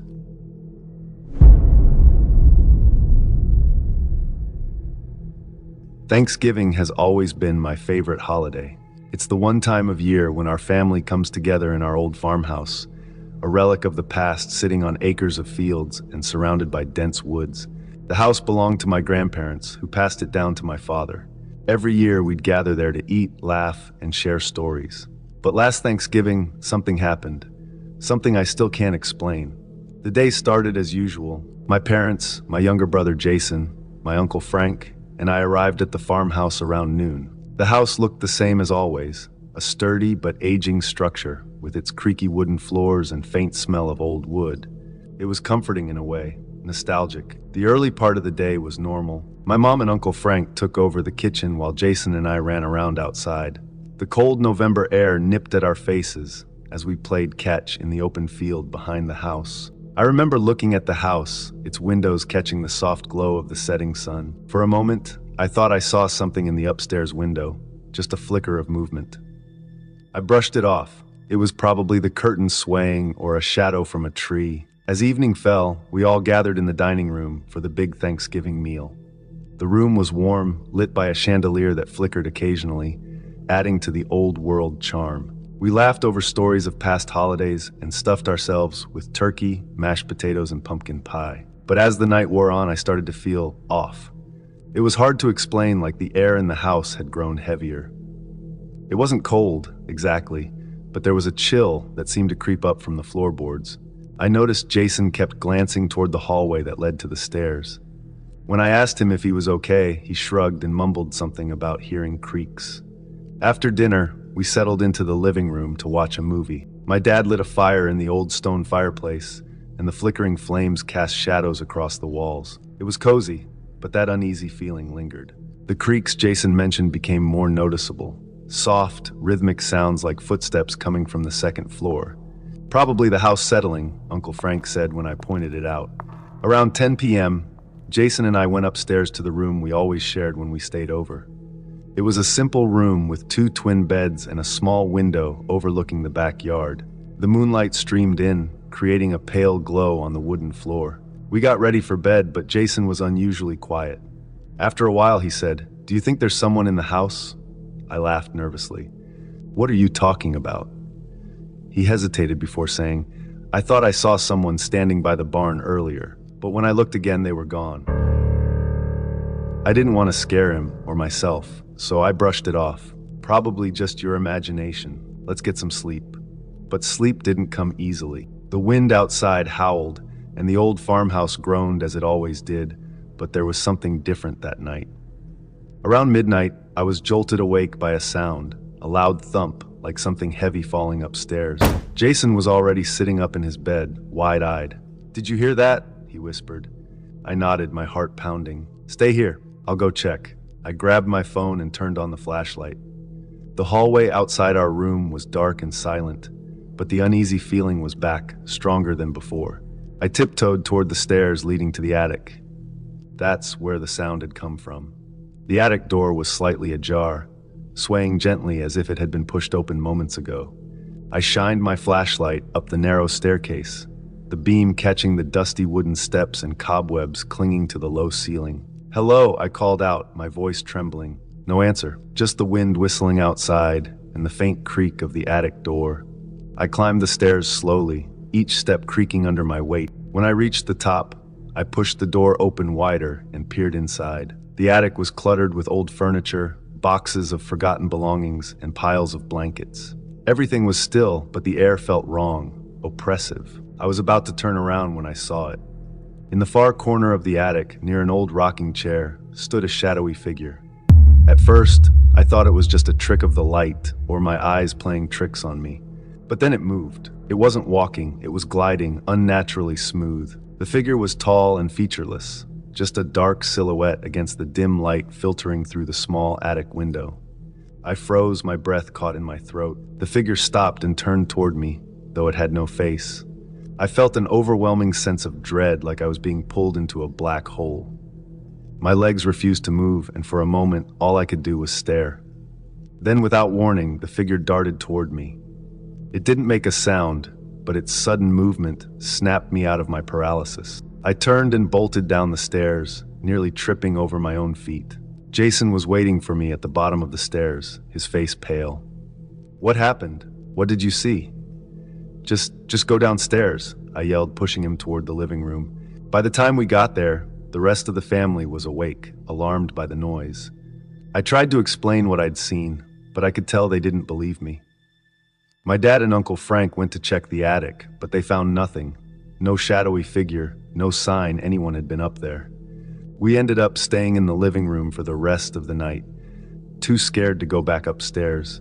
I didn't sleep at all, every creak and gust of wind making my heart race. The next morning, we packed up and left earlier than usual.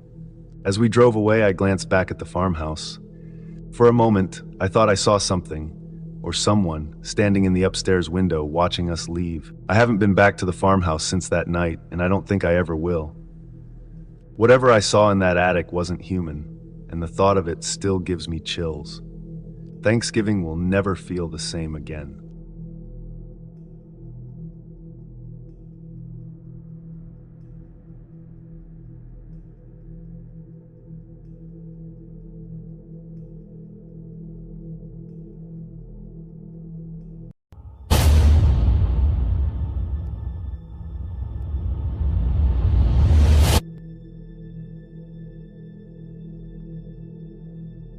I used to work night shifts in a call center in Hyderabad. The office was in a new building that people whispered was haunted. At first, I didn't believe in ghosts or anything supernatural. I thought it was just gossip. But as time went by, strange things began to happen. People said noises were coming from one of the floors. The strange part, that floor was supposed to be empty at night. No one worked there, and the lights were always turned off. Yet, some of my coworkers claimed they heard faint whispers, footsteps, or even laughter when they worked late. I laughed it off. It's probably the wind, I told myself. But I couldn't shake the uneasy feeling when I passed that floor on my way to the cafeteria or the restroom. Then there was the bathroom. It had been closed for a while because of a faulty flush. No matter how often the plumbers came, they couldn't fix it. Even after the water supply was cut off, people swore they could still hear the sound of the flush late at night. We joked about it, saying maybe a ghost with a bad stomach lived there. But when strange things happen repeatedly, jokes don't feel funny anymore. One night, I was at my desk, dealing with the usual angry customers on the phone. My friend Priya came over and said she was feeling tired. She wanted to rest for a while in the sick room. The sick room was a small space with a bed, a blanket, and a chair. It was meant for employees who didn't feel well and needed to lie down. She left her phone on the desk by mistake, and after about 15 minutes, I noticed it. I thought it would be nice to take it to her. Also, I could use an excuse to stretch my legs and get away from work for a bit. When I entered the sick room, the dim light from the hallway barely lit the space. The blanket on the bed looked like someone was lying under it, their body outlined in a peaceful curve. That must be Priya, I thought. I quietly placed her phone on the small table beside the bed and stepped out, careful not to wake her. But as I closed the door behind me, I saw Priya walking toward me from the cafeteria. She looked confused. "What are you doing near the sick room?" she asked. I froze. "What do you mean? Aren't you lying down inside?" She shook her head. "No, I was just grabbing some coffee." My heart began to race. "But I just left your phone next to you. Someone's in there." We both stared at each other for a moment, trying to make sense of what was happening. Then, without saying another word, we rushed back to the sick room. I pushed the door open and the sight inside made my stomach drop. The bed was empty. The blanket, which I was sure had been covering someone just a minute ago, was neatly folded at the foot of the bed. The air in the room felt strangely cold, even though the AC wasn't on. I reached for the phone I had left. It was still there, sitting on the table like nothing had happened. Priya and I didn't say anything. We just stood there, staring at the bed. The longer I looked, the more I felt like the walls were closing in. The silence in the room was heavy, pressing down on my chest. I could feel my heartbeat in my ears, loud and fast. And then we ran. Neither of us looked back. We didn't stop until we were back at our desks, gasping for air. We tried to laugh it off, telling ourselves that maybe I had imagined the shape under the blanket. But we both knew it wasn't just my imagination. Something, or someone, had been in that room. That night I couldn't focus on my work.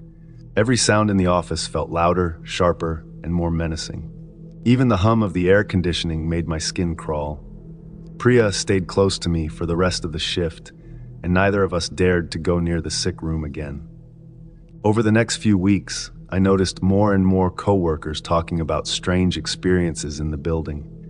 One person said they heard footsteps following them down the empty hallway. Another said they saw a shadow move across the floor, even though there was no one else around. As for me, I started avoiding certain parts of the office altogether. I made sure I was never the last person to leave my desk or the cafeteria. And I never stepped into the sick room again. One night, about a month after the incident, I heard the sound of the flush coming from the closed bathroom. I was walking past it on my way to the break room. The noise stopped me in my tracks. For a second, I thought about going in, just to prove to myself that there was nothing to be afraid of. But I couldn't do it. The fear was too strong. I turned around and walked back to my desk, my hands trembling. That was the night I decided to quit. I didn't tell anyone the real reason. I just said the night shifts were too tiring. But the truth was, I couldn't stay in that building anymore. Whatever was haunting, it wasn't something I could ignore or laugh off. Before we get into the next story, if you come for the first time, please make sure to subscribe to our channel and press the bell icon for upcoming scary stories. We need your support. Please share these stories with your friends and family. Thanks.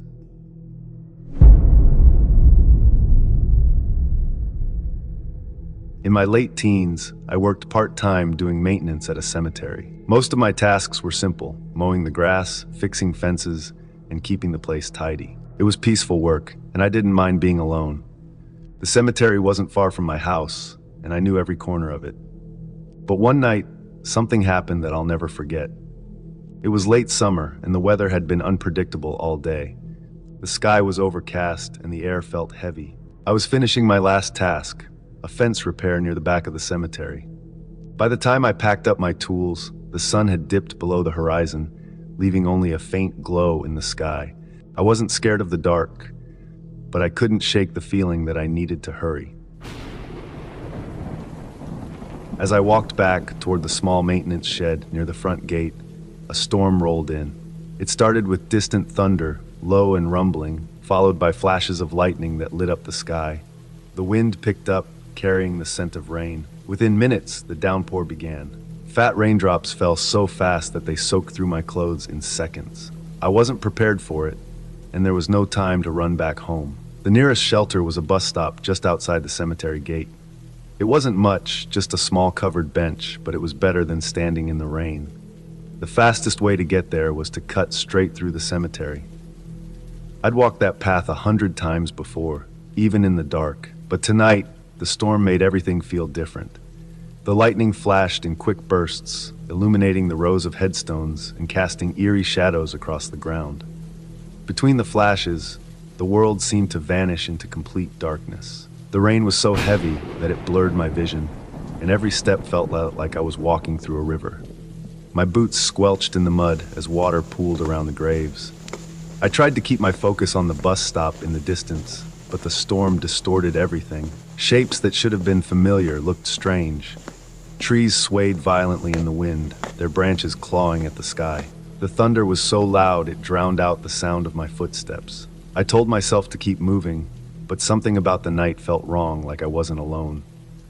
Then it happened. I stepped forward, expecting solid ground beneath me, but instead I fell. My foot hit the air, and I went tumbling down. It happened so quickly that I didn't have time to react. One moment, I was running through the cemetery, and the next I was lying in a pool of freezing water. It took me a second to realize what had happened. I had fallen into an open grave. The grave must have been dug earlier that day, and the rain had filled it with water and mud. The walls were steep and slick, offering nothing to hold on to. I scrambled to stand up, but my hands and feet slipped on the wet earth. The muddy water clung to my clothes, making it harder to move. I could feel my heart pounding as I tried to climb out. Lightning lit up the sky again, and for a moment, I saw the world outside the grave. The headstones looked twisted and unfamiliar in the storm's light. Shadows danced across the ground, and in the corner of my eye, I thought I saw something move. I froze, holding my breath, but when the lightning stopped, everything went dark again. The next few minutes felt like hours. Every time I tried to climb out, the mud gave way beneath me. The rain kept pouring, and I could hear water rushing around me. My mind began to play tricks. In the darkness, I imagined hands reaching for me, or faces staring down from the edge of the grave. The storm's noise made it hard to tell what was real. Finally, I found a small foothold in the mud. With all the strength I had, I pulled myself up, inch by inch, until I was able to grab onto the edge. My arms burned as I hoisted myself out of the grave and rolled onto the wet grass. I lay there for a moment, catching my breath, rain pounding against my face. When I stood up, I felt like a different person. My clothes were soaked and covered in mud, and I shivered as the wind cut through me. The cemetery looked even stranger now, with pools of water reflecting the flashes of lightning. I didn't waste any time. I walked as fast as I could toward the gate, not looking back. By the time I reached the bus stop, the storm began to ease. The rain slowed to a drizzle, and the thunder moved farther away. I sat on the bench, dripping wet and shaking, replaying what had just happened in my mind. I told myself it was just an accident, that there was nothing to be afraid of. But even now, years later, I can't forget the way the night felt. The cemetery, once familiar and quiet, had turned into something I didn't recognize. And though I've visited many times since that night, I never walked through it after dark.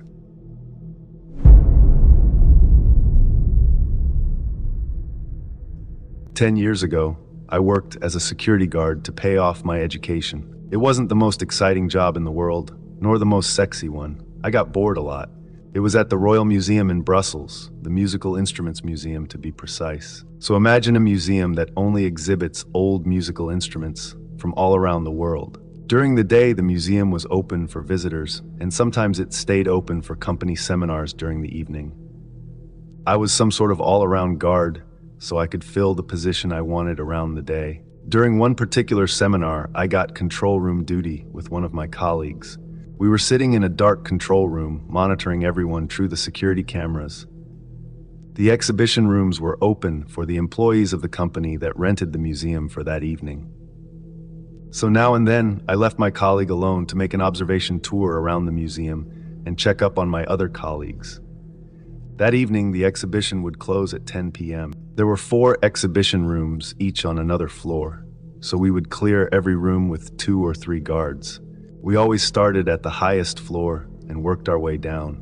We used a waterproof system to make sure everyone left the exhibition. After we closed off the last exhibition room, I returned to my colleague in the control room to check up on the party they were having on the rooftop of the museum. The other guards went home, and our superior joined us in the control room with a plate of the same snacks they were having on the rooftop. I was watching the cameras because it's always entertaining to watch people's behavior at events like this, while suddenly I saw movement in the upper exhibition room, a glimpse of a woman that passed by a camera. I said we had to go back. Seems like we missed someone. At first they thought I was messing with them. I said, no, I'm serious. There was a woman. So me and my superior headed back to that one room. While we were standing in the elevator, our colleague in the control room said over the walkie-talkie that he couldn't see anyone on camera. But all the rooms there have a dead corner. Upon entering the room, all we saw were the old harps, flutes, and pianos being displayed. So I went one way, my superior the other, until we reached the back of the room, and no one was there. I got chills because I was sure I saw someone. We headed back down, and the very second we entered the control room, the alarm went off in the same exhibition room. We went back and checked the whole place a second time, but the room was empty. Fast forward, a month later, there was another late-night seminar. This time, after the rooms were closed, I saw the face of an Asian man staring into the camera. He was standing behind Tibetan prayer bells, or so it seemed. Standing is a big word. It was just a face with nobody underneath it. The lights were already dimmed. It was late and I had a long day behind me, so I won't say it couldn't just be my imagination, but I never saw the same shape or anything that looked like a face ever again. The last event, not sure how to call these things, happened a few months after the other ones. But again, another late-night seminar was going on, one with a concert in the concert hall of the museum. Behind the concert hall, we had our break room where we could go one by one to eat a warm meal and have a small break. We couldn't go through the concert hall, so we had to take a staff-only elevator somewhere in the back of the museum. We had to walk through a lonesome, badly lit hallway to reach that elevator. I just finished my meal when my colleague contacted me over the walkie-talkie to come to the control room. So I stepped into the elevator and pushed the button off the floor where the console room was. The elevator went down, and when I was finally about to reach my floor, it didn't stop. Instead, it descended to the basement. I was a bit scared at that point because I knew no one was there at that time of day, and that place was a labyrinth. The elevator stopped and the doors opened. I quickly pushed the button of the elevator to go up again, but the door wouldn't close. For a few moments, I was staring into the blackest darkness I ever saw. I kept ramming the button, but it didn't close. My walkie-talkie made some noise, and finally, the doors closed. The basement scene in the horror movie Annabelle gave me chills the first time I saw it, because it was so similar, except for the baby carriage and the demon. So I got out on the floor I was heading to, but first I had to walk through a little dark movie theater before I could reach the hallway. At first, I didn't want to go through it, but the door of the elevator closed behind me and it descended back to the basement.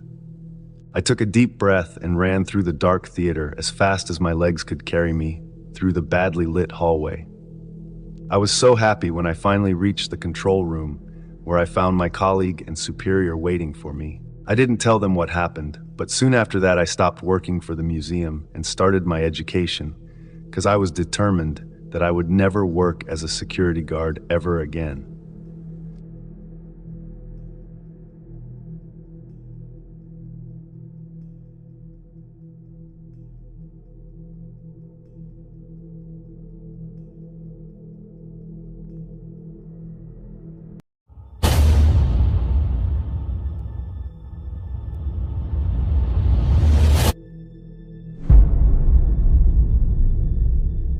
Last winter, my friend Colin and I decided to spend a week in a cabin deep in the forests of Alaska. It seemed like a perfect escape from the monotony of our small-town lives. The cabin was a 2-hour drive from my house, tucked away from civilization. Colin had found it online, advertised as a secluded spot with breathtaking views and a wood-burning stove to keep us warm. The idea of snow-covered trees and peaceful nights by the fire sounded like a dream. We packed our things, loaded up my truck, and set off in the early afternoon. The drive was uneventful at first. The road grew narrower as we got closer to the cabin, and soon it was just a trail cutting through the endless forest. By the time we arrived, the sun was already dipping below the horizon, casting long shadows across the snow. The cabin was small but cozy, with a single bedroom, a tiny kitchen, and a fireplace that looked like it had seen better days. Surrounding it was nothing but towering trees and silence. After unpacking, we decided to stretch our legs and explore the area before it got too dark. The forest was eerily quiet, the kind of quiet that feels heavy, like the trees are listening. Our boots crunched through the snow as we followed a narrow path winding between the pines. That's when we heard it, a scream. It was faint at first, just a distant cry carried by the wind. Colin and I stopped in our tracks, exchanging a nervous glance. Then it came again, louder this time, and unmistakably human. It was the kind of scream that made your stomach twist, raw and desperate, like someone was in serious trouble. "We have to check it out," Colin said. He was always braver than me, or maybe just more reckless. I wanted to turn back and pretend we hadn't heard anything, but I couldn't leave someone out there if they needed help. We followed the sound, our footsteps quick and uneven. The screams grew louder as we pushed deeper into the forest, and soon we spotted a faint light ahead. It was a cabin, much older and more run-down than ours. The windows were grimy, and the roof sagged under the weight of the snow. The light inside flickered like it was coming from a fire or a lantern. As we crept closer, the screaming stopped. It was replaced by a low, muffled sound, like someone crying or gasping for air. Colin gestured for me to stay back while he approached the window. He wiped a small patch of frost off the glass and peered inside. I'll never forget the look on his face when he turned back to me, wide-eyed and pale as the snow around us. "There's a guy tied to a chair," he said. "And another man, he's wearing a mask. He's got a knife." I felt my heart drop. My legs turned to jelly, and for a second, I couldn't move. Colin was already backing away from the window when a voice cut through the air behind us. "What are you doing?" We spun around, and there he was, a man tall and broad-shouldered, standing just a few feet away. He was dressed in a heavy coat and boots, his face hidden in the shadows of his hood. I couldn't see his eyes, but I could feel them on us, sharp and cold. Neither of us said a word. Colin grabbed my arm, and we bolted. The man shouted something, but I didn't stop to listen. The trees blurred past us as we ran, our breath steaming in the frigid air. I could hear the crunch of snow behind us, his footsteps heavy and relentless. My lungs burned, and my heart pounded so hard I thought it might burst, but I didn't dare look back. We reached our cabin and slammed the door shut, locking it with trembling hands. For a moment, we just stood there, staring at each other, trying to catch our breath. Then we turned off the lights and peered out the window, expecting to see the man charging toward us. But the forest was empty. The only sound was the wind whistling through the trees. Colin grabbed his phone and called the authorities. It felt like an eternity before they arrived, but eventually, we saw the flashing red and blue lights cutting through the darkness. 2 officers stepped out of their vehicle, their breath fogging up in the cold as we hurried outside to meet them. We told them everything about the screams, the man tied up, the masked figure, and the guy who had chased us. They didn't seem entirely convinced, but they agreed to check out the old cabin. We led them back through the forest, our flashlights slicing through the shadows. When we reached the cabin, my stomach twisted. The place was empty. No light, no screaming, no signs of anyone. The door hung slightly ajar, creaking in the wind, and inside was nothing but an empty room with a dusty floor and a broken chair in the corner. The officers said they'd continue their search and told us to stay in our cabin for the night. We didn't sleep at all.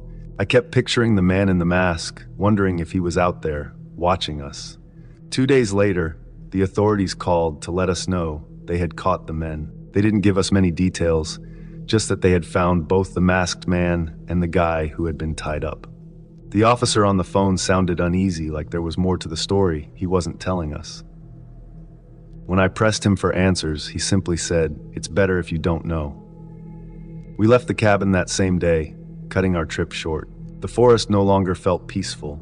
It felt wrong, like it was hiding secrets we weren't meant to uncover. Even now, back at home, I can't shake the memory of that night. The screams, the masked man, the chase, it's all burned into my mind. Sometimes I wonder what happened in that cabin. Who were those men, and why was one of them being tortured? The authorities never told us, and maybe it's better that way. But every so often, when I'm lying awake at night, I think about that voice in the forest, low and cold. What are you doing? Before we get into the next story, if you come for the first time, please make sure to subscribe to our channel and press the bell icon for upcoming scary stories. We need your support. Please share these stories with your friends and family. Thanks.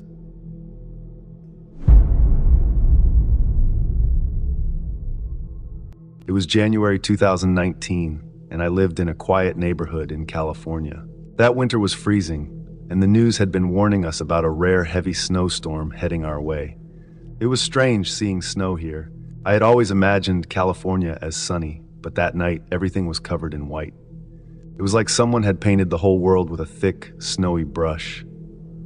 My bedroom was on the second floor of our house, and I woke up around 3 a.m., groggy and needing to use the bathroom. The house was silent, the kind of silence that felt heavy, like the snow outside was muffling all sound. As I swung my legs off the bed, I glanced toward the window to check how much snow had fallen. I had been excited earlier that day, wondering what the neighborhood would look like under a thick blanket of snow. When I pulled back the curtain, I was stunned. The snow was deeper than I'd ever seen. It piled up past the curb, completely smooth and untouched. The streetlights reflected off the snow, making it glow faintly in the dark. It was beautiful, almost magical. No cars, no people, just pure white stillness. I decided to go downstairs to get a drink of water after using the bathroom. The cold tiles of the bathroom floor made me shiver, but I didn't think much of it. I walked down the stairs, turned on the light in the kitchen, and grabbed a glass from the cabinet. The house felt strangely empty. It was probably just the snowstorm, I told myself. It made everything feel quieter than usual. After drinking the water, I stood there for a second, letting my eyes adjust to the brightness of the kitchen light. That's when I heard it. A soft click. It came from the direction of the front door. My first thought was that it was just a branch knocking against it. The wind outside was fierce. Maybe something had blown against the house. Shrugging it off, I turned off the light and headed back upstairs. The stairs creaked slightly under my feet, as they always did. When I got to my room, I looked out the window again. This time, something was different.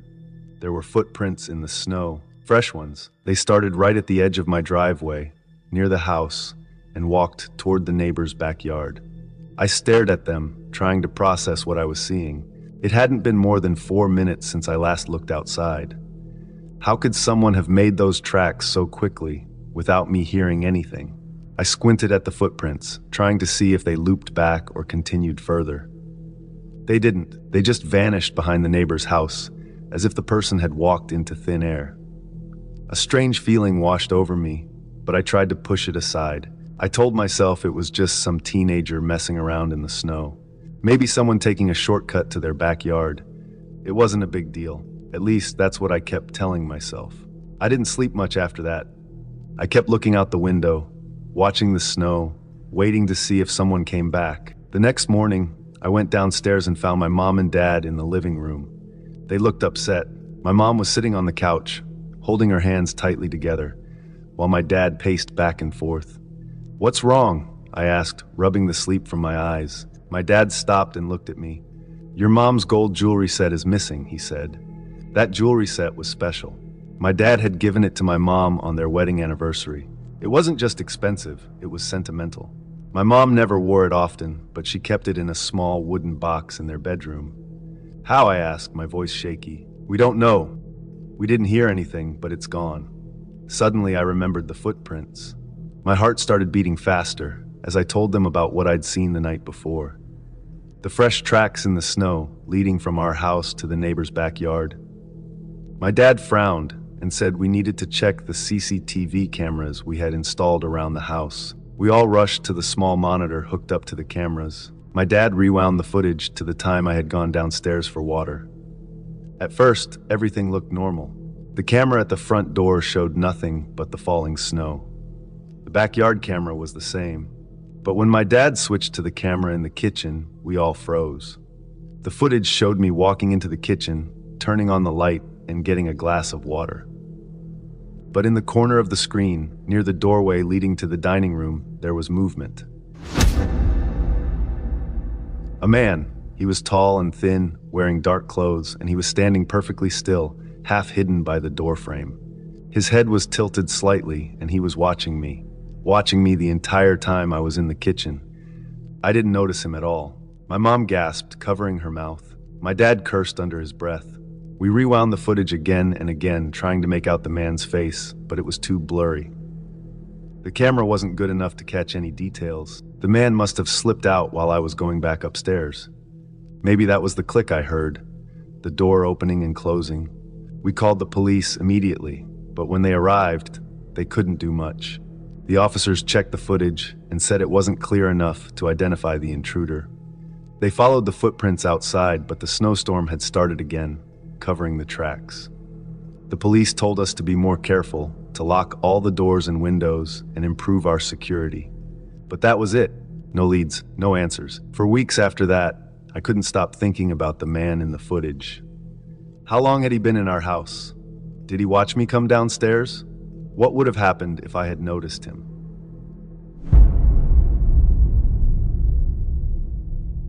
It was December in Minnesota, and the world outside my window was covered in snow, about a foot thick. Everything felt so quiet, like the snow had muffled the entire neighborhood. My parents were out at a bar that night, and my brother was over at a friend's house. I had the house to myself, which didn't bother me much. I liked the peace. I was in the living room, curled up on the couch with a blanket, watching some show on TV. The glow from the screen lit up the room, while the rest of the house stayed dark. I remember the clock on the wall ticking steadily, marking the passing time. I had just finished a bag of chips when I heard it, a faint knocking sound. It came from the basement. At first I thought maybe it was just the old pipes. Our house was old, and it had its fair share of strange noises, especially in the winter. But this didn't quite sound like the usual creaks or groans. It was deliberate, soft, but steady. Curiosity got the better of me, so I stood up, wrapping the blanket around my shoulders like a cape, and made my way toward the basement door. The floor felt cold under my socks, and the air seemed to get heavier as I reached for the handle. I opened the door, flipped the light switch, and peered down the stairs. The light flickered for a moment before holding steady, casting long shadows on the walls. I took the stairs slowly, each step creaking beneath my weight. When I reached the bottom, I looked around. The basement smelled faintly of dust and old cardboard. Everything looked exactly as it should. Boxes neatly stacked in the corners, an old desk covered in papers, and a few plastic bins near the far wall. Nothing seemed out of place. I walked around, checking the small windows for any sign of movement or a draft that could have caused the noise. Nothing, just stillness. With a shrug, I figured it was probably my imagination playing tricks on me, or maybe snow shifting against the house. I went back upstairs, closed the basement door, and returned to the couch. 5 minutes later, just as I was starting to relax, I heard it, a loud crash from the basement, followed by what sounded like a door slamming open. My heart raced as I sat up, staring at the basement door. This time, it wasn't something I could dismiss. The sound was sharp and clear, like something heavy being knocked over. I hesitated for a moment before standing. The house suddenly felt too quiet, and the shadows in the corners seemed darker than before. My hands felt cold and clammy as I walked back to the basement door. My mind raced with possibilities. Maybe my brother had come home early without telling me. Maybe he was trying to scare me as a joke. I called his name as I opened the door, my voice shaky. "Ryan, is that you?" Silence. I called again, louder this time, but the only response was the faint hum of the basement light.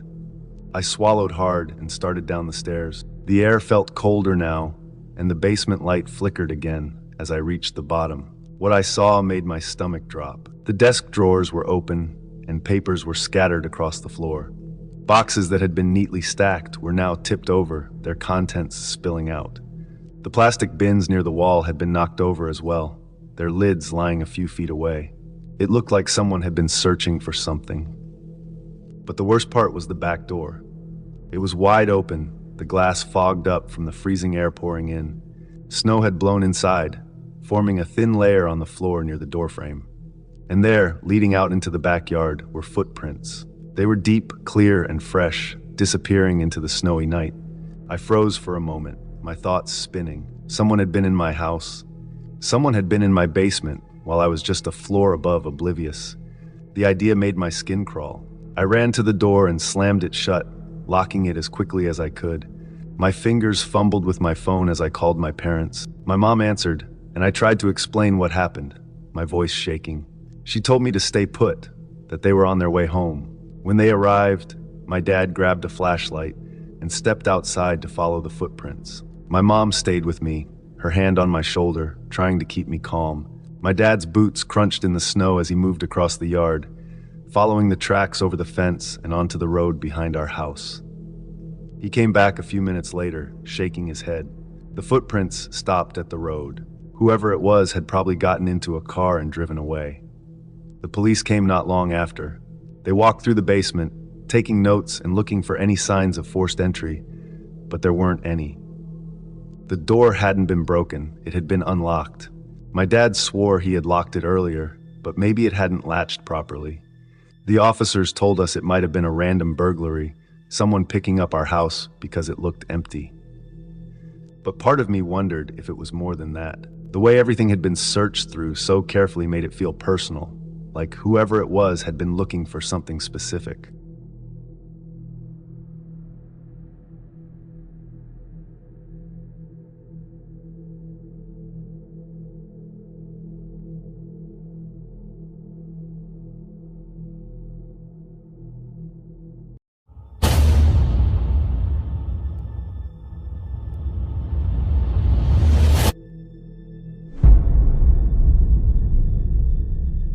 Back in December 2019, I was living alone in a small house on the outskirts of town. It was a quiet neighborhood, and I enjoyed the peace and solitude. My only companion was my dog, Max, a loyal German shepherd who had been with me for years. Max was my protector, my friend, and my comfort in the lonely evenings. The nights that month were cold, with frost clinging to the windows. It was the kind of cold that seeped into your bones. I often sat in the living room, wrapped in a blanket, watching TV to pass the time. Max had a habit of sleeping by my side, but lately he had started doing something strange. Every night, around 2 a.m., Max would leave my side, go downstairs to the living room, and start barking. At first, I thought he was just hearing noises from outside, maybe raccoons rummaging through garbage or stray cats prowling. But it became a pattern. Every single night, at the same time, he would bark at something. He never seemed scared, but he was alert, like he was warning someone or something to stay away. I tried to ignore it. Max would bark for a while, and then come back to my room, curling up on his bed like nothing had happened. But the barking made me uneasy. The nights felt colder, the silence in the house heavier, and I started to dread the sound of Max's claws clicking on the wooden floor as he headed downstairs. One Friday night in cold December, I was in the living room, trying to distract myself with a movie. Max was lying at my feet, his ears occasionally twitching at the sounds from the TV. I glanced at the clock. It was almost 2 a.m. Right on cue, Max stood up, his ears perked, and walked to the door of the basement. He stared at it for a moment, then let out a low growl. The hair on the back of my neck stood up. I muted the TV and listened. Max started barking, loud, sharp barks that echoed through the house. He was standing near the basement door, his nose almost pressed against it. His body was tense, his tail stiff. He wasn't barking at nothing. He was focused, like he saw something I couldn't. I grabbed a flashlight from the coffee table and slowly approached the basement door. My heart was racing, and my hands felt clammy despite the cold. The air seemed heavier, pressing down on me as I opened the door, just enough to shine the flashlight down the stairs. The beam of light cut through the darkness, illuminating the cluttered basement.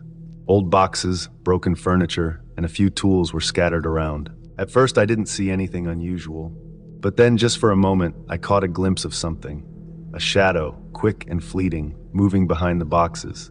I froze, my mind raced with possibilities. Was it an animal? Could someone have broken in? I didn't know what to do.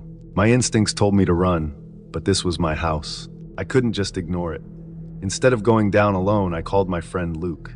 Luke was the kind of guy who never hesitated to help, and he was braver than I could ever hope to be. When I explained what was happening, he didn't laugh or brush it off. He just said he'd be there in 10 minutes. Those 10 minutes felt like an eternity. Max stayed by the basement door, barking and growling occasionally. I sat on the couch, gripping the flashlight tightly, jumping at every little noise. When Luke arrived, he didn't waste any time. Armed with his own flashlight, he gave me a reassuring nod, and we both headed toward the basement door. Max followed us, his tail wagging slightly now that Luke was here. We stepped into the basement, the wooden stairs creaking under our weight. The air was damp and smelled of mildew. The flashlight beam swept across the room, revealing nothing but old junk. But as we moved closer to the corner behind a stack of boxes, we found him. A man. He was crouched on the floor, his arms wrapped around his knees, trembling. He looked thin, his clothes tattered and dirty. When our lights hit him, he flinched and held up his hands like he was afraid we'd hurt him. "Please," he said, his voice shaking. "Don't call the police. I'm sorry. I'll leave." Luke and I exchanged glances, unsure of what to do. The man started crying, his words spilling out in a desperate rush. He told us he'd been living in the basement for weeks. He wasn't a criminal, he said. He was just homeless. His wife had died earlier that year and he'd lost everything. His home, his job, his hope. One cold night, he found my front door ajar and decided to sneak in, just to find a place to sleep. "I didn't mean to scare you," he said. "I only came out at night to get food from the kitchen." I'm sorry. His story hit me hard. I couldn't imagine the kind of pain he must have gone through. The thought of calling the police crossed my mind, but I couldn't do it. He wasn't dangerous. He was just a man at the end of his rope. I told him he didn't have to sneak around anymore. Luke and I helped him upstairs, and I gave him some food and a warm blanket. He ate like he hadn't seen a meal in days. He kept apologizing, saying he would leave and never come back. But I couldn't just send him back into the cold. Instead, I gave him some money and drove him to a nearby shelter where he could get help. As I dropped him off, he looked at me with tears in his eyes and thanked me over and over. That night I returned home, exhausted but relieved. Max curled up at my feet as I sat on the couch, the house finally quiet. I couldn't stop thinking about the man and how easily our lives could fall apart. Since that night, I always double-check my doors before bed. But more than that, I've tried to hold on to a little more compassion. Sometimes, people just need a little help to find their way again. Before we get into the next story, if you come for the first time, please make sure to subscribe to our channel and press the bell icon for upcoming scary stories. We need your support. Please share these stories with your friends and family. Thanks.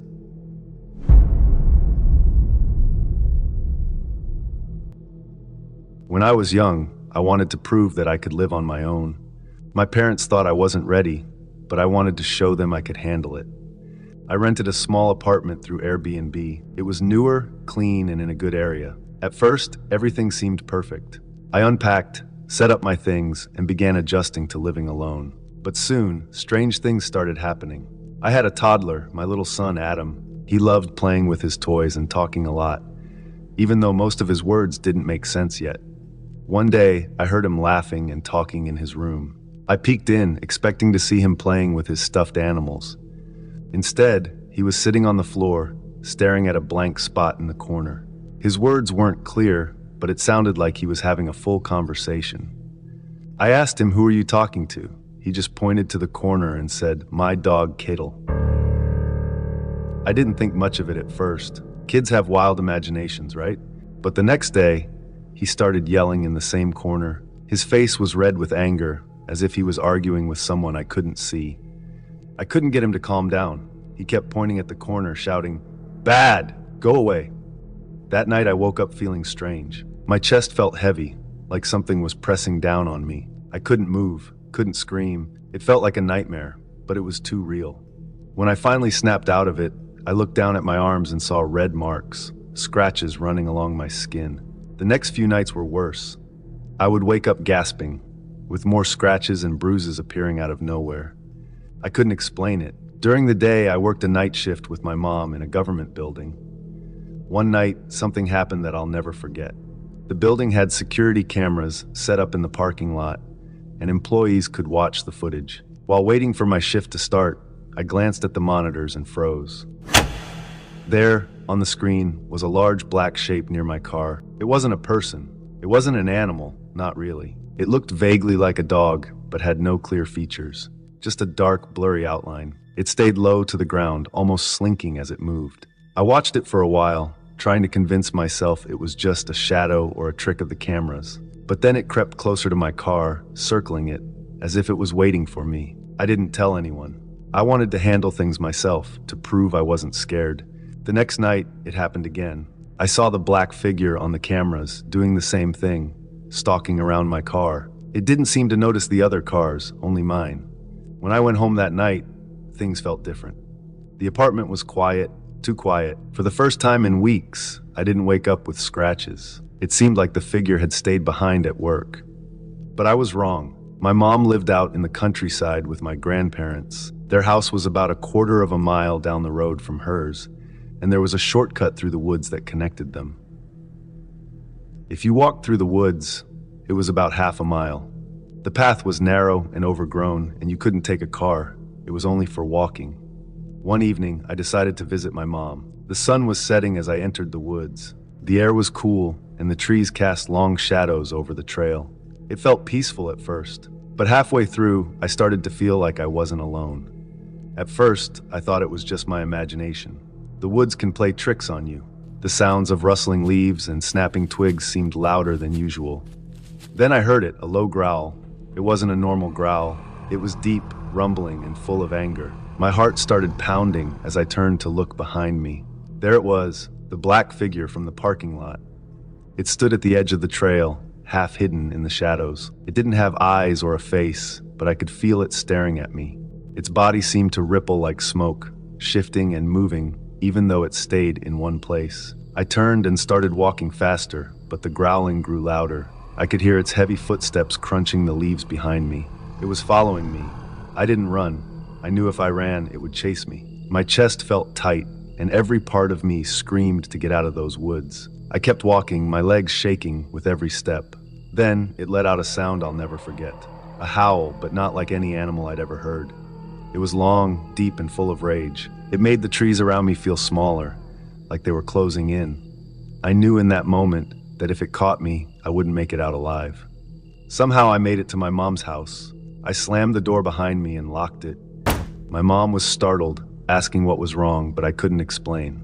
I just said, "Something's in the woods." She looked at me with wide eyes and said, "I've seen it too." She told me about the black figure she'd seen on the cameras at work. I realized then that it wasn't just my imagination. Whatever it was, it had followed me home. For weeks, I stayed with my mom, afraid to go back to my apartment. Eventually, the scratches stopped and the nightmares faded.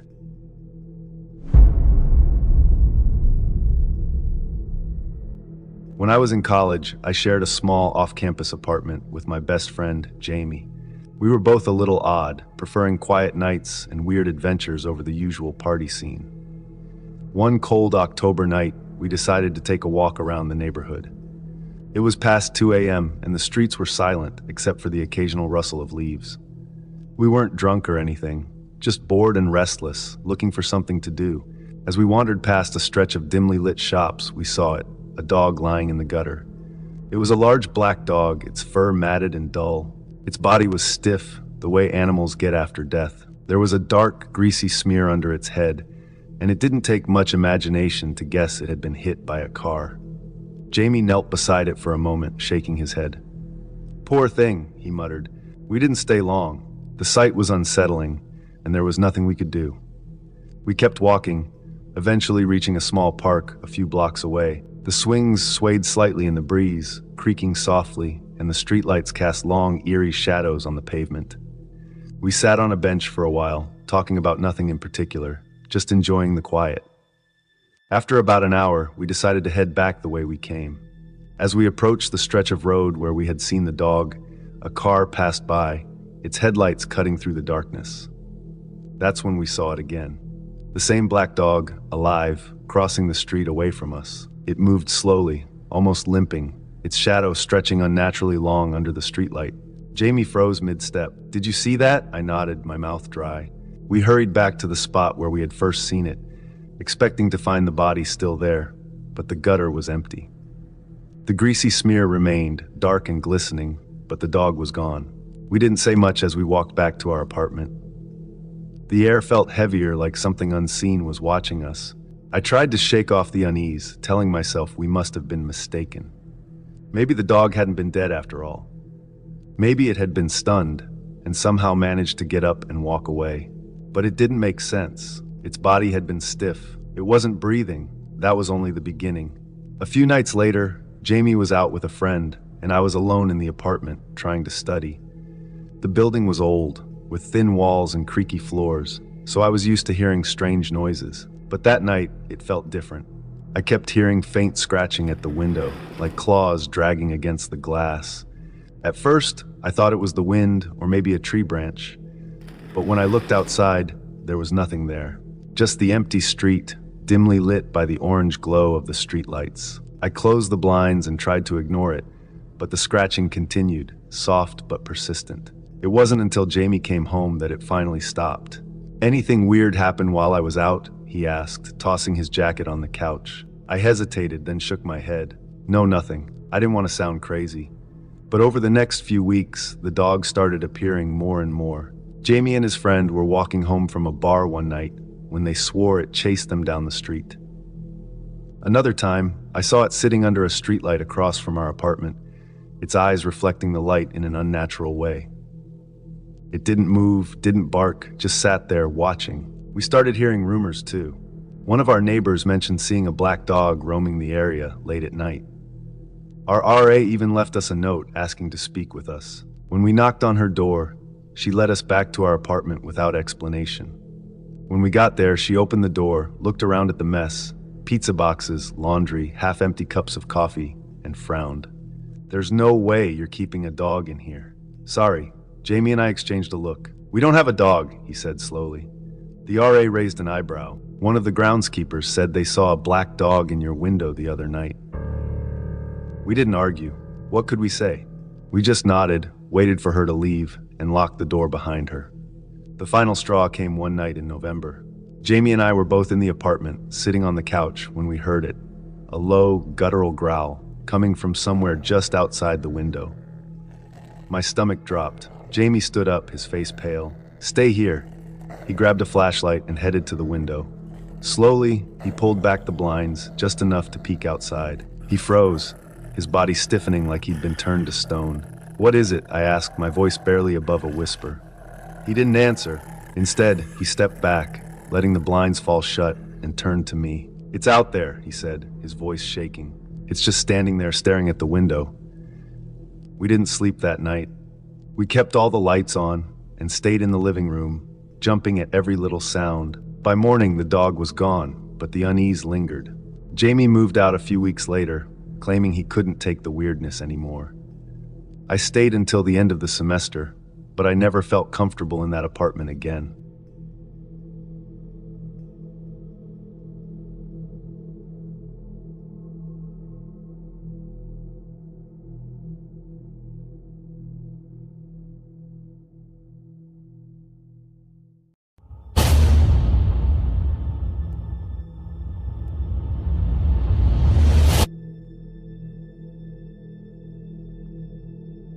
I've always been a fan of isolation, but living alone in a house near the edge of the Alaskan forest was a new level of loneliness.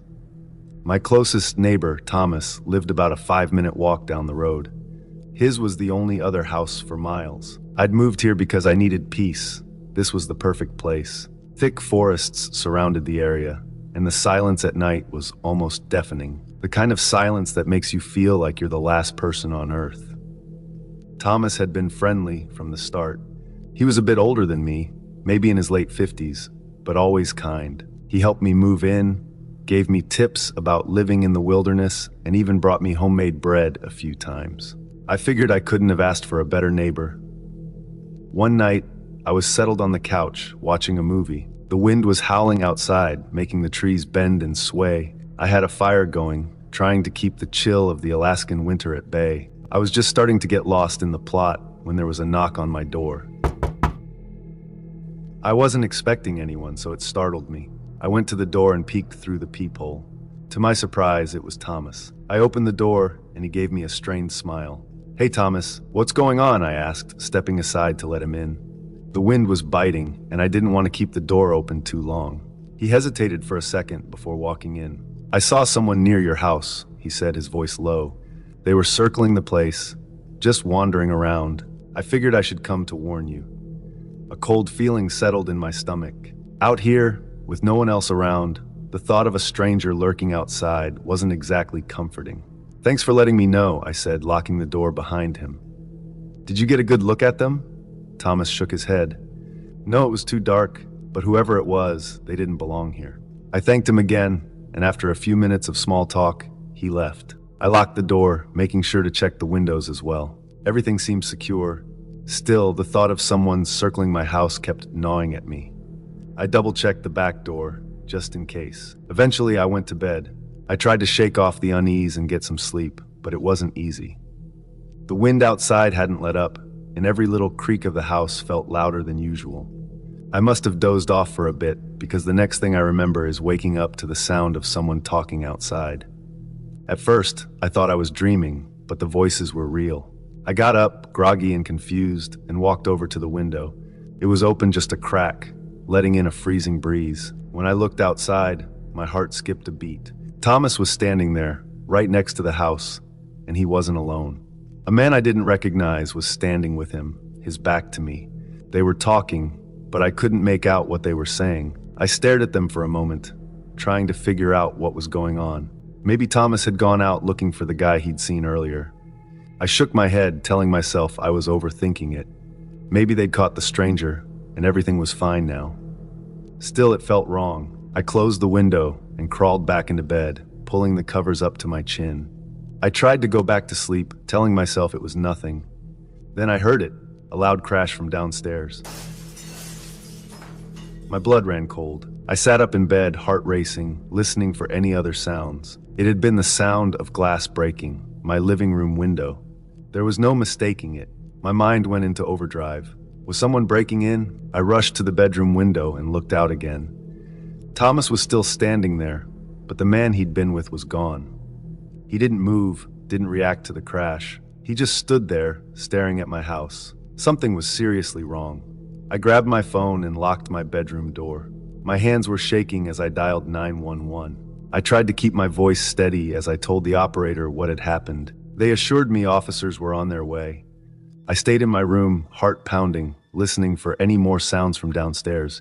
After what felt like hours, I heard the sound of sirens in the distance. Relief washed over me. The police arrived quickly, and after a few tense minutes, they found the intruder. He'd broken in through the living room window, but hadn't made it upstairs yet. But that wasn't the end of it. After questioning me and searching the area, the police discovered something disturbing. The man who'd broken into my house wasn't a random stranger. He was someone Thomas had been in contact with for months. They'd found messages between them, planning something terrible. I didn't get all the details, but it was clear Thomas wasn't the kind neighbor I thought he was. He'd been watching me, planning, and tonight it was supposed to happen. The police arrested Thomas, and I never saw him again.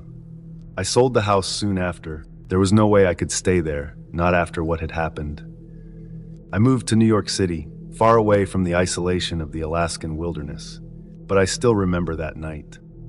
Before we get into the next story, if you come for the first time, please make sure to subscribe to our channel and press the bell icon for upcoming scary stories. We need your support. Please share these stories with your friends and family. Thanks.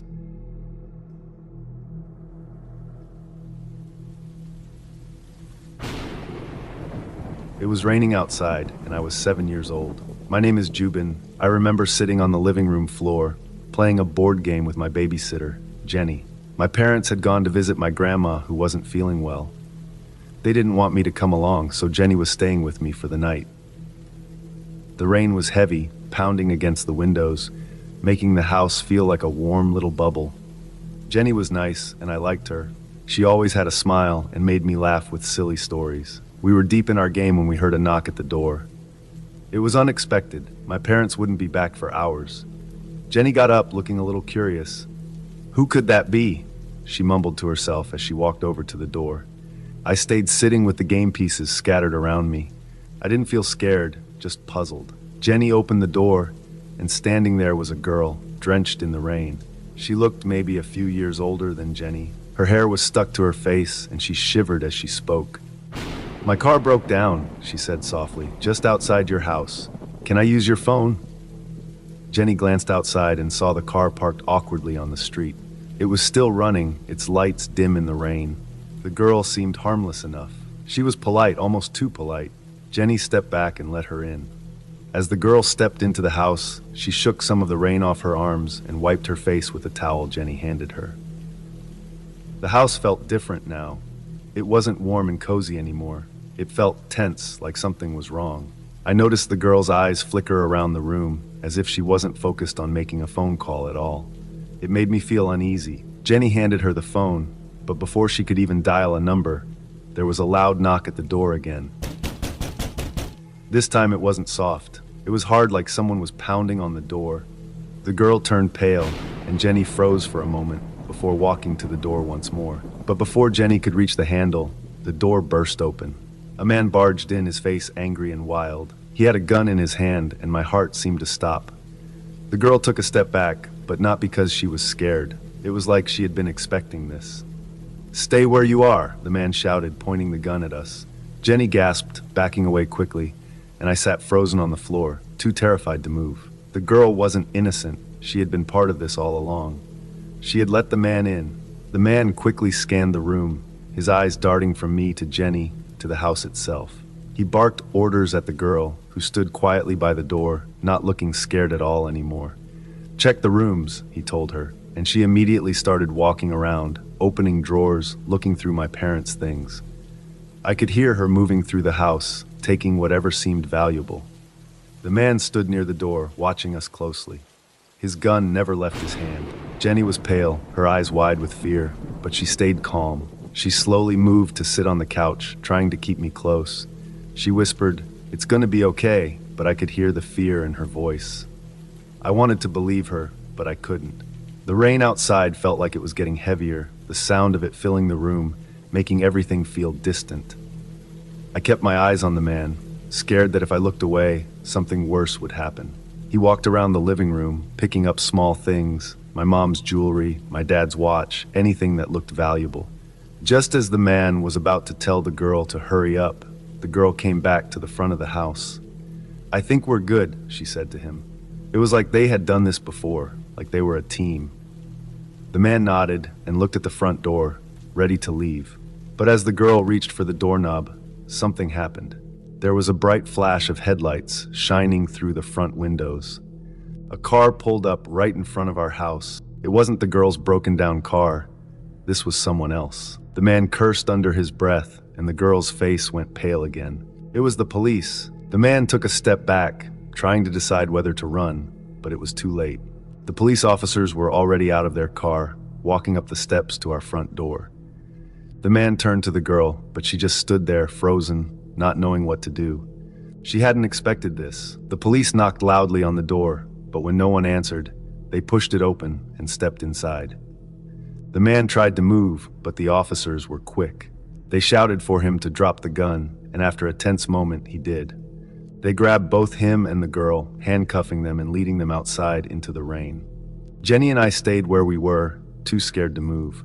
It was only when one of the officers came over to check on us that I realized it was over. My neighbor, Mr. Thompson, had noticed the strange car and the man lurking around and called the police. My parents came home not long after, shocked and relieved to find us safe. They hugged me tightly, promising that nothing like this would ever happen again. But I knew I'd never forget that night. The rain, the girl, and the man who came bursting in. It was a night that changed how I saw the world. Even now when it rains, I remember it all too clearly.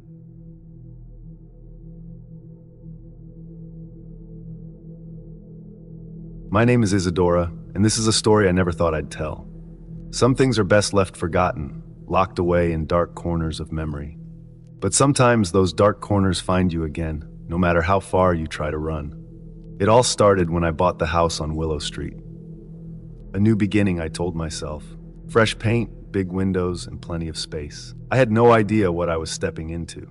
The house was old, that much was clear. The kind of place that had lived through more than one lifetime, standing tall through storms, history, and secrets. But it seemed perfect for me at the time. I was looking for something affordable, and when the realtor showed me the place, it felt like it could be home. She didn't say much about its past. She brushed over most of the details. It wasn't until later that I realized just how much she had left out. The first night was calm. I moved in slowly, getting things organized, and placing furniture where I thought it would fit. The rooms were quiet, almost too quiet, but I chalked it up to being in a new environment, away from the noise of the city. Still, there was something about the house that felt off. I couldn't put my finger on it, but the air seemed thick, almost like it was pressing down on me. As the days went by, small things started to happen. It began with noises, faint at first. Footsteps on the stairs when I was upstairs, the sound of a door creaking open when I knew none were moving. Sometimes I thought I saw something out of the corner of my eye, a shadow moving just beyond my field of vision. But every time I turned to look, there was nothing there. I tried to ignore it, convincing myself it was just my imagination. Then, one evening while I was unpacking some boxes in the living room, I found an old photo buried beneath some junk. It was black and white, showing a young girl, no older than 10 or 12, standing in front of the very house I had just bought. She was dressed in white, her hair long and dark, a slight smile on her face. Something about the picture made me uneasy. I couldn't stop staring at her eyes. They seemed distant, hollow. The nights grew worse after that. I would wake up in the middle of the night to the feeling of being watched. My skin would prickle and my heart would race, but when I opened my eyes, there was no one there. I told myself it was stress from the move, that I was just tired, but deep down, I knew it was something more. One night, about 2 weeks after moving in, I heard something that I couldn't ignore. It was late, well past midnight, and I was drifting off to sleep when a scream pierced the silence. It wasn't outside, though. It was coming from inside the house, specifically from the basement. The sound was high-pitched, filled with terror, and it sent a jolt of fear straight through me. I sat up in bed, my heart pounding in my chest. For a moment, I considered staying put, pretending I hadn't heard anything, but something drew me out of bed, a pull I couldn't explain. Grabbing my phone for a flashlight, I crept down the stairs, my feet barely making a sound on the wooden floor. The house was cold, colder than usual, and with every step I took, the air seemed to grow heavier and thicker. When I reached the basement door, I hesitated. The scream had stopped, but the memory of it still echoed in my ears. Slowly, I turned the handle and stepped down into the darkness. The stairs creaked beneath my weight, and as I descended, the chill in the air deepened. My flashlight beam flickered, casting long shadows on the walls. At the bottom of the stairs, I froze. Standing in the far corner of the basement was the girl from the photograph. She was wearing the same white dress, her hair hanging limply around her face. Her eyes were locked on mine, and I could feel the cold seeping into my bones. But it wasn't just her presence that terrified me. It was the way she looked like she didn't belong in this world anymore. For what felt like hours, we stared at each other, neither of us moving. Then, slowly, she raised a hand and pointed to the far wall. I didn't understand at first, but as I followed her gaze, I noticed something strange. A patch of the wall that looked newer than the rest, as if it had been hastily repaired. I couldn't bring myself to move closer, but I didn't need to. The girl's eyes told me everything. Something terrible had happened in that basement. Something that had been covered up, hidden away behind the walls. And now she was trapped, unable to move on. I didn't sleep for the rest of the night. By morning, I had made up my mind. I couldn't stay in that house. Whatever had happened there, whatever was still lurking within its walls, it wasn't something I could live with. I put the house up for sale the very next day. I didn't care about the money I would lose. I just wanted out. Before I left, I did some digging. I needed to know what had happened, why that girl was still there. What I found was worse than I could have imagined. Years ago, a young girl had been murdered in that house by her stepmother. They never found her body, but rumors swirled about the basement, about walls being built where none had been before.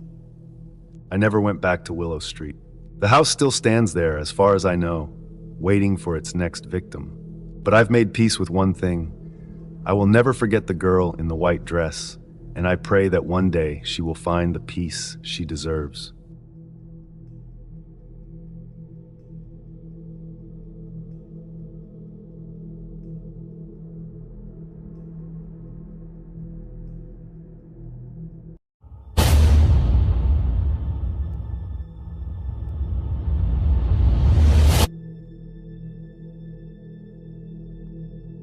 This all happened back when I was in 3rd grade. It was the second week of school on a Friday, and I was already having a fun first 2 weeks. I got to see all my friends again, and I had such excellent teachers that everyone told me that they were all the best teachers before I entered 3rd grade. And they were right. We didn't have any homework yet, as we just started settling into the school year. On Friday, I would usually be so happy, because on Friday nights, I and my friends would always go to Dave & Buster's in town, and the weekend was approaching. Tragically, this was the worst Friday of my life, and I didn't get to go to Dave & Buster's. It was at 11 o'clock, and lunch was 1 hour away. I was excited for lunch, because on Friday we would always have pizza. I was heading into my 3rd period. About 20 minutes into the class, I asked the teacher to go use the restroom. She said I could go, and I took a hall pass with me. I walked into the bathroom and no one was there. I had to go poop, so I went into one of the bathroom stalls. I just finished doing my duty, and I went to the sink to wash my hands. After finishing washing my hands, I went to go get a paper towel. Suddenly, I was interrupted by the school lockdown alarm going off. It beeped 4 times, which meant it was a real lockdown. If it beeped 3 times, that meant it was just a drill. I was young at the time, but I knew how school lockdowns worked, so I turned off the bathroom lights, then went back into the bathroom stall I was just in, and I closed the toilet lid and squatted down on it. I was so scared at this moment. I couldn't just run back out of the bathroom and get back to my class, because I would then be putting everyone's lives in danger. 10 minutes had just passed by, and the lockdown was still going on. I was so scared, and I started shaking and crying very softly. All of a sudden, I then heard footsteps approach the bathroom door. I went silent now, and I regained composure. I then heard the bathroom door open, and I saw the outside of the hallway glow into the bathroom. The footsteps then moved right in front of the bathroom stall that I was in, then stopped abruptly. At this moment, I saw my life flash before my eyes. I then started breathing, but then quickly covered my mouth with my hands, so the breathing couldn't be audible. Then about 15 to 20 seconds later, the person walked away from the bathroom stall and out the bathroom door. I felt better now because I thought I would die at that very moment. The lockdown went on for about another 15 minutes, and I remained in the position that I was in. Then I heard a scream. It sounded like a scream in pain and a scream of an adult male. The screams then faded away quickly, and I could no longer hear it anymore. About a minute later, the principal came on the loudspeaker and said, "Elvis has left the building," which meant the lockdown was over and we were all safe now. The school closed straight after the lockdown for the day for obvious reasons. My mother picked me up about 15 minutes later and I went home. The next day, my mother told me why we had a lockdown at what she said sent chills down my spine. One of the people working in the administration got a phone call, and this person told her that a pizza that was ordered from someone in your school is on the way. She then sent everyone a message in the faculty's email chat and asked if everyone had ordered pizza. Everyone replied with no, and then she messaged the principal that we should go on lockdown, and we did. Then later, the intruder walked through the school's front entrance. At that time, we were in full lockdown. Then he tried every class door, but they were all locked except for the bathroom door that I was in, which he had walked through, and another class where the teacher had to barricade it with a desk drawer. Sadly, it wasn't strong enough, and the intruder was able to walk into the classroom armed with a knife in his hand. As the teacher saw the knife, she grabbed a pair of scissors, which was right next to her, and threw it like a dart, and it landed on the intruder's shoulder. Then the intruder screamed, which is what I heard, and ran out of the school's front door and drove off. The reason why this man intruded on the school is so haunting that it made me want to leave the Earth and live on Venus. The intruder was dating one of this boy's mom, and she had cheated on him with his best friend since he knew when they were kids. This angered him so much that he wanted to get revenge on both of them by killing her son with a knife. I don't know what kind of sick, demented person would ever do this, and this man is just pure evil. I didn't know this kid, and we never had any classes together. It was also announced that the school would be closed for the whole next week. The boy left the school and moved out of town with his mom and was never seen or heard from again.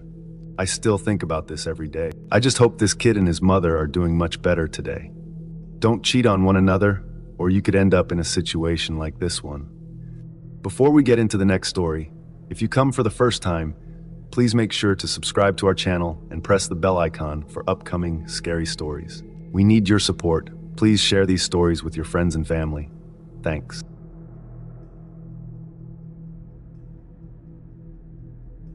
In the 2022 to 2023 school year, I was a senior at Bayshore High School in Long Island, New York. The year was going well, better than I could have hoped for. My grades were solid, I got accepted into a few of my top college choices, and I felt like I had my future on lock. Yet, that creeping feeling of an ending kept tapping on my shoulder. You know, that strange mix of joy and dread as you near the finish line. I was happy to move forward, to take on bigger things, but at the same time, I couldn't shake the sadness that came with leaving behind the people I saw every day. Friends, teachers, even the hallways themselves. It was November, and the months were flying by. Too fast. It felt like the school year had just started, but here we were, closing in on Thanksgiving. I was caught in that whirlwind of emotions, glad but also anxious. But that anxiety, it had nothing on what was about to hit me mid-month. One event would turn everything upside down, and no matter how much I try to shake it, I still think about it daily. It happened just after lunch. The 6th period was coming up, your average 40 to 50-minute class, nothing special about it. About 15 minutes in, I realized I had to use the bathroom.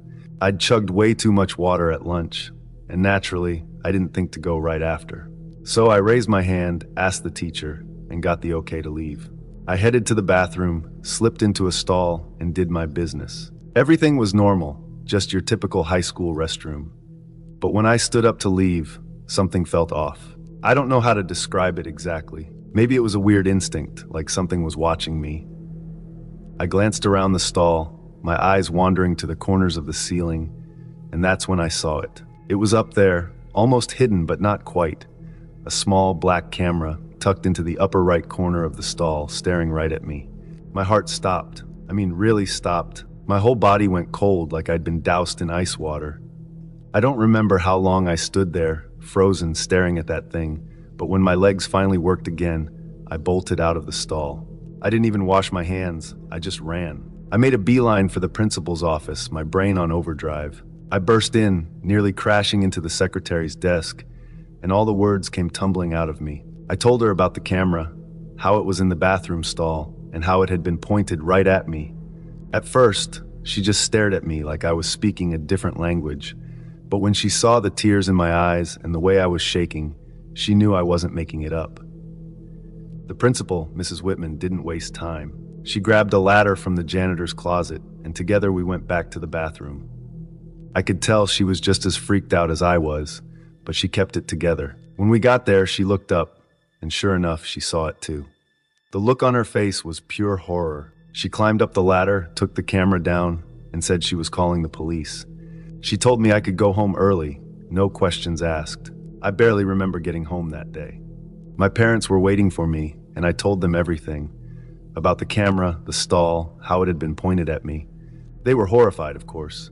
It was a mixture of sadness, disgust, and rage. I didn't sleep that night. The next day, I went back to school, but I wasn't the same.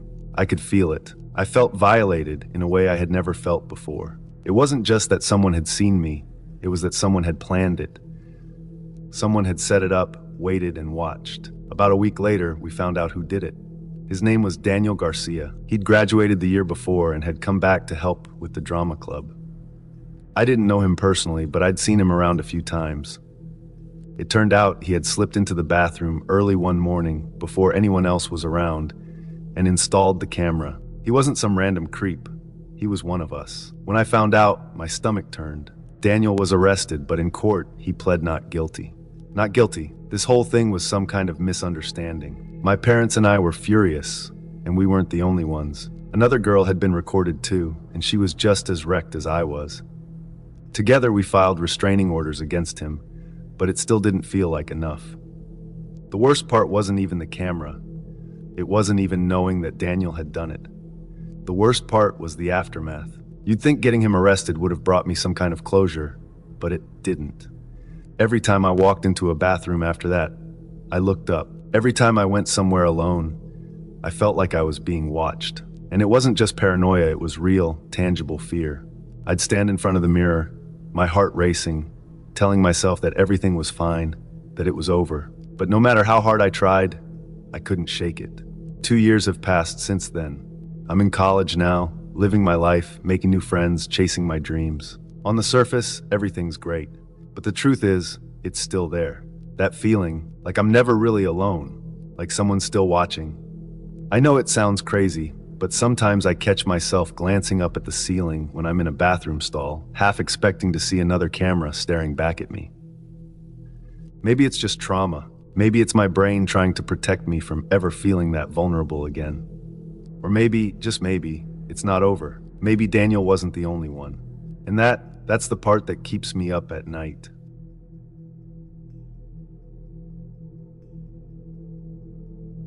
I never should have gone to Union Free School. That's what everyone says now, and maybe they're right. I had heard the stories growing up about the abandoned building on the outskirts of town. It was closed in the late 1980s after a fire in the gymnasium. The fire didn't destroy the whole building, but the town decided it wasn't worth fixing. So they shut it down, locked it up, and let it rot. But for decades, people claimed to hear strange things from inside. Some nights, the old school seemed to wake up. People said they heard the sound of children playing, even though there hadn't been any kids in there for years. Others swore they saw flickering lights in the windows. But the creepiest story was about a particular classroom, room 104. People who got close enough to the school at night said they could hear voices coming from room 104. The voices of children, not laughing or playing, but crying, whispering, begging, no one knew why. Some said it was the spirits of the kids who died in the fire. Others thought it was something much worse, something that had always been there, hiding in the shadows of the school. I didn't believe any of it. Well, not at first. I was always the curious type, the one who wanted to see things for myself. So one night, I decided to check it out. I didn't tell anyone where I was going because I didn't want them to try to stop me. Armed with just a flashlight and my phone, I made my way to the old school. The place was even creepier in person. The building was huge, with broken windows and vines crawling up the sides. The front doors were locked, of course, but I found a side window that had been smashed long ago.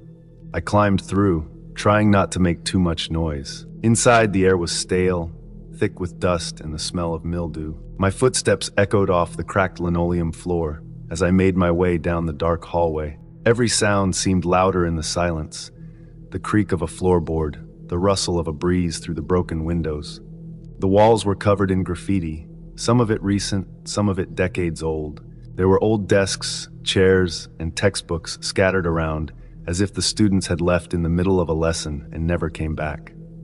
I tried to ignore the sinking feeling in my gut as I made my way deeper into the building. The deeper I went, the colder it got, and not just from the lack of heat. It was the kind of cold that gets inside your bones and makes your skin prickle. I told myself it was just the atmosphere. That's what people always say, right? It's all in your head. I was almost at the end of the hall when I saw the door. Room 104. The door looked like all the others, but there was something about it that made me stop. The wood was worn, the paint chipped and peeling. I hesitated for a moment, but then my curiosity got the best of me. I reached for the doorknob.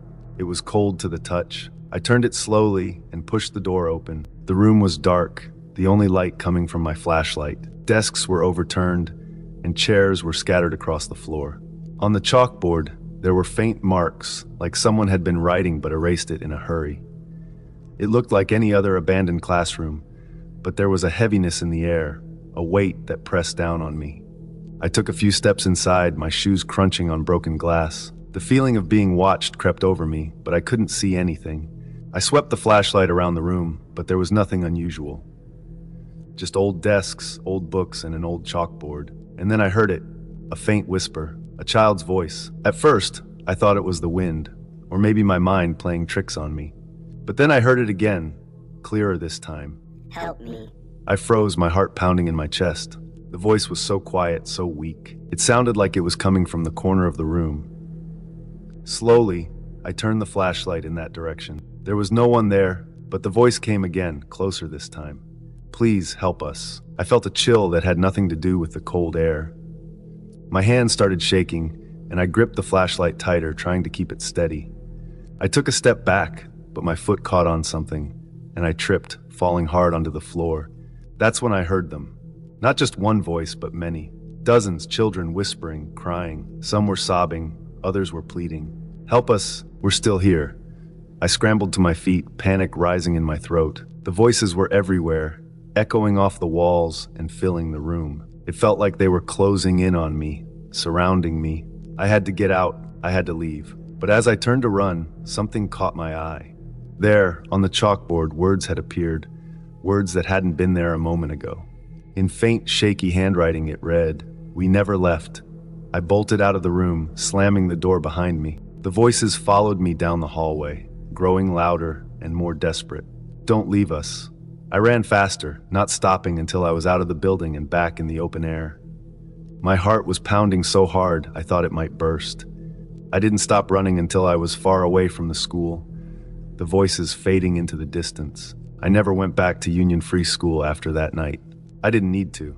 I know what I heard. I know what I saw. The children, they're still there, trapped in that room, waiting for someone to help them. But no one ever will. No one's brave enough to go back. And I'll never forget the sound of their voices, whispering in the dark, begging for release. But the truth is, I don't think they ever can be.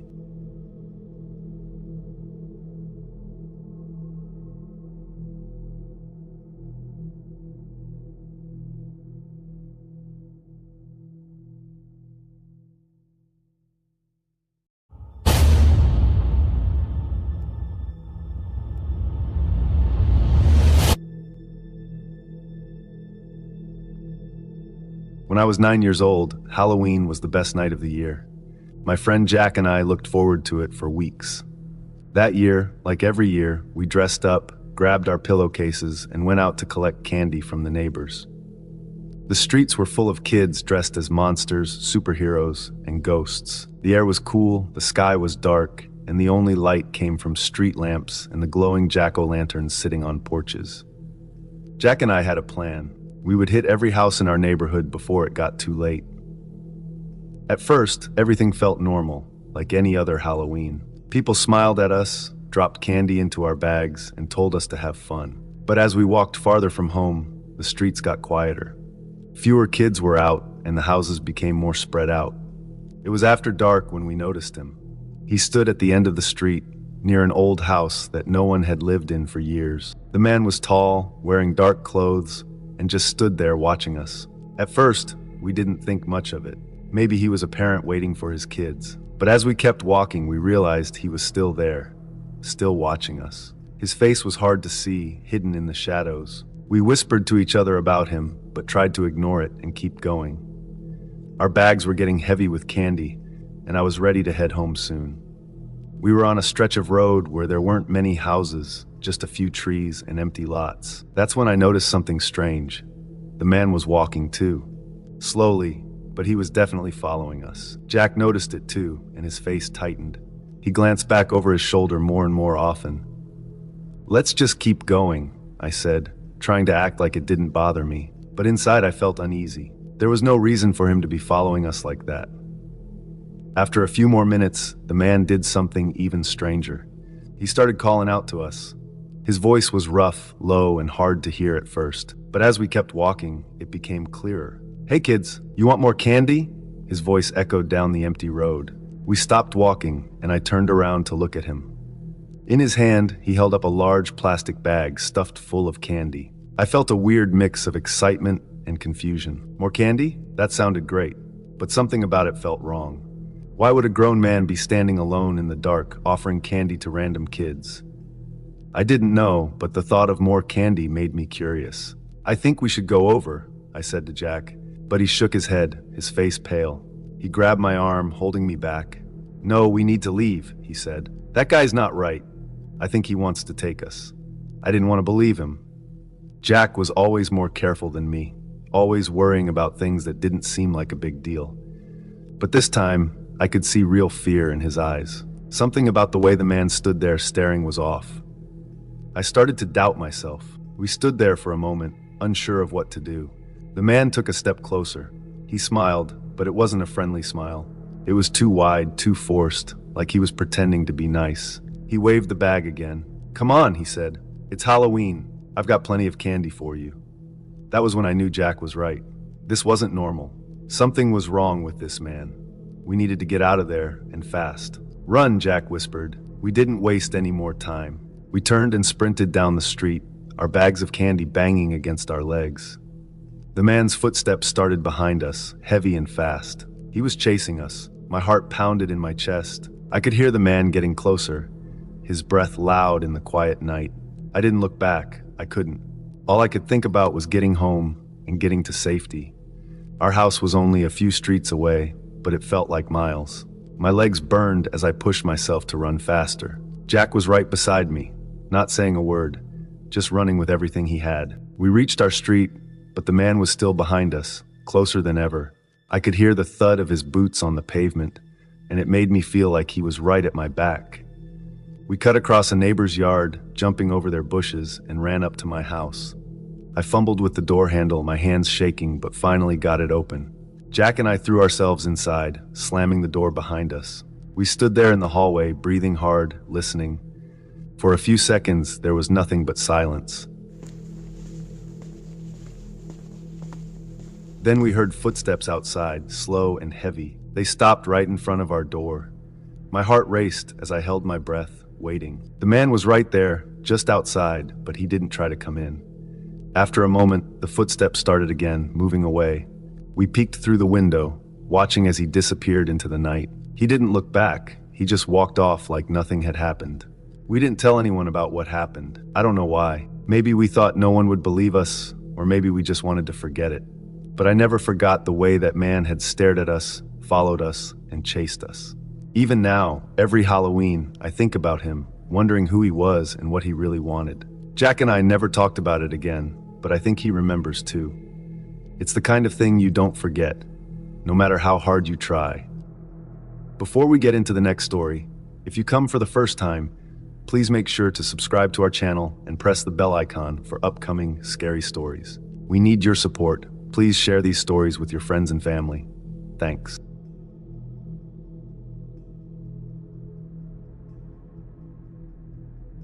In 2019, my old college friends and I decided to throw a Halloween party. It had been years since we graduated, and though we'd all gone our separate ways, this party was supposed to be our way of reconnecting. Alex, the most successful of us, offered to host the party at his house, a big place in the suburbs. It was perfect. We all agreed, figuring it would be nice to relive the good old days, just without the cheap beer and cramped dorm rooms. The night of the party, the house was decorated in full Halloween spirit. Jack-o'-lanterns glowed eerily on the front porch. Fake cobwebs hung from the ceiling, and eerie music played softly in the background. The whole place had this warm, nostalgic vibe. You could tell Alex had spent some serious money on making the night special. I arrived a little late, dressed as a zombie nurse, just something quick and easy I threw together. When I walked in, I saw familiar faces laughing and drinking. We'd all gotten older, some a little grayer, but for the most part, we were the same people.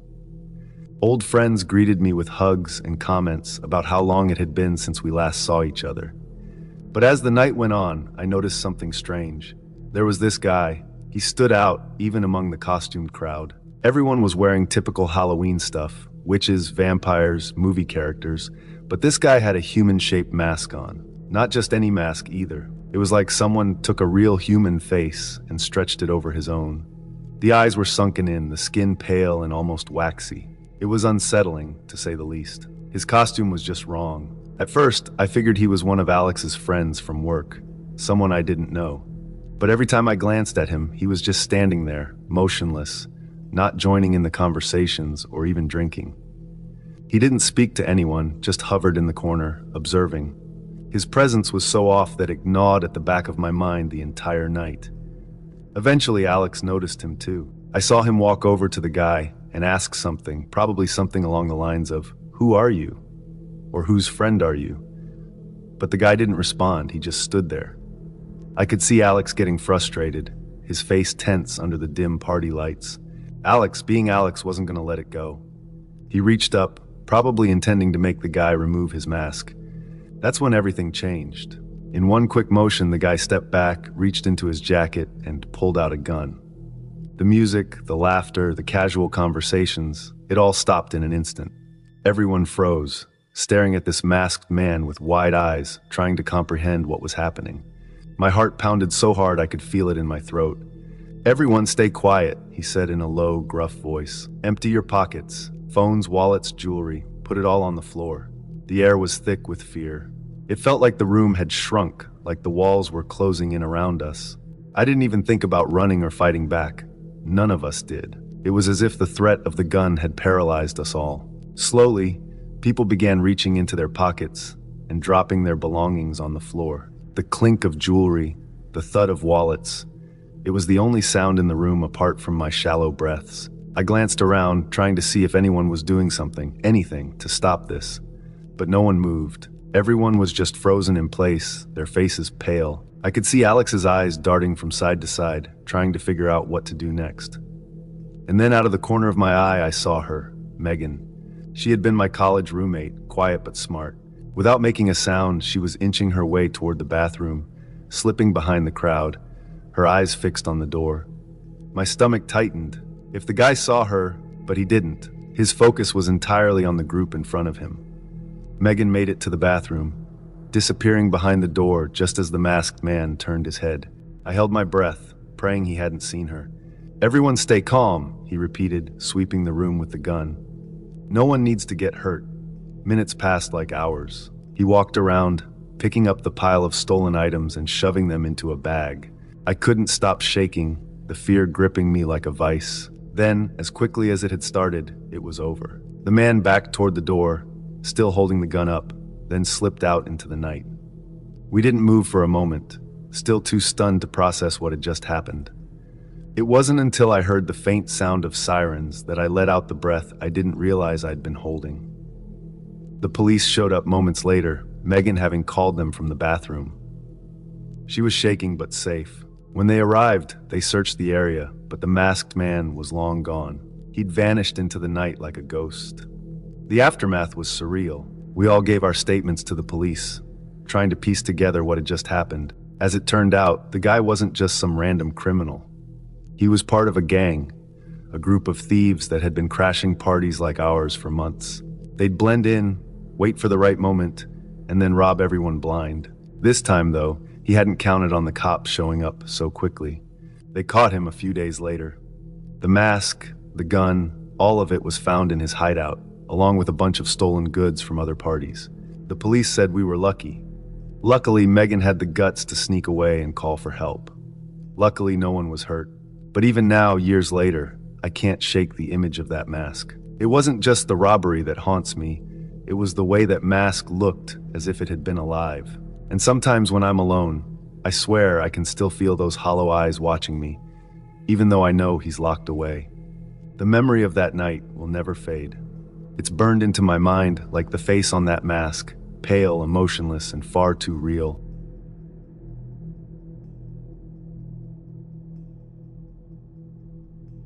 We didn't believe any of the stories when we first moved into the old house. People talked. That's what small towns were like. Every time we met someone, they'd mention the same thing. "That house is haunted," they'd say. But we laughed it off. We didn't believe in ghosts or spirits. We wanted to fix up the place, make it ours, and forget all the nonsense. It was an old house, sure. The paint was chipped, the floors creaked with every step, and cobwebs were in the corners. But it had charm. There was something about it that felt right. Maybe it was the high ceilings or the wide windows. It had potential. That's what we focused on. For the first few weeks, everything was normal. We fixed the windows, patched up the holes in the walls, and started getting comfortable. But then Halloween came. The air felt different that night, colder, heavier. The wind rattled the windows, and the moon hung low in the sky. My wife and kids were upstairs getting ready for bed, but I was still awake, sitting by the fire in the living room. The flames flickered, casting shadows on the walls, and for a moment, it felt like the house was breathing with me. That's when I heard it, a soft sound, almost like a whisper coming from below. At first, I thought it was just the wind or the house settling, but it kept going, a low, constant murmur. I tried to ignore it, but curiosity got the better of me. I grabbed a flashlight and headed for the basement. The stairs creaked as I descended, the wooden steps groaning under my weight. The basement was unfinished, with a cold cement floor and shelves lined with old, forgotten tools. I swept the flashlight around, and everything seemed as it always was, until I saw the door. It was tall and out of place, sitting against the far wall. I knew for a fact it wasn't there before. We'd been down here many times, cleaning and organizing. I stepped closer, shining the light over it. The door was wooden, but looked old, older than the house itself. It was covered in strange symbols I didn't recognize, almost like they were carved by hand. I reached out, my fingers brushing against the rough surface. It felt hollow, as if there was nothing solid behind it. A part of me wanted to turn around, to go back upstairs and pretend I hadn't seen it. But something pulled me in, a quiet urge, almost like the whispers had returned, urging me forward. Without thinking, I twisted the doorknob. The door creaked open slowly, revealing darkness on the other side. Not the kind of darkness you find in a room with the lights off. This was deeper, heavier, like staring into a void. I stepped back, unsure of what I was seeing. But then I noticed it. A hallway, long and narrow, stretching out into the distance. There was no way it could fit in the house. The basement wasn't that big. I hesitated for a moment, but then I heard the whispers again. This time, they were clearer, coming from the walls of the hallway. Soft voices, almost like they were just out of reach, echoing in the darkness. I don't know why, but I took a step inside. The hallway stretched on forever, with no end in sight. The walls were cold, made of the same rough stone as the door, and they seemed to hum with energy. My footsteps echoed as I walked, and now and then I thought I saw something, a flicker of movement at the far end. Shapes, figures, moving in and out of the shadows, but whenever I looked directly at them, they were gone. I turned around, ready to leave, but the door was no longer there. Panic started to rise in my chest. The hallway was all there was, stretching in both directions, endless. The whispers grew louder, like they were coming from every corner of the space around me. My heart pounded, and the cold air made it hard to breathe. I don't know how long I walked, trying to find a way out, but it felt like hours. The figures at the end of the hallway started to become clearer. They were human-shaped but wrong, twisted. Their limbs moved in ways they shouldn't, and their faces, I couldn't describe them. They were just shadows, but they felt like something more. Finally, I found it again, the door. It was standing there as if it had always been, waiting for me. I rushed toward it, grabbing the handle and pulling it open.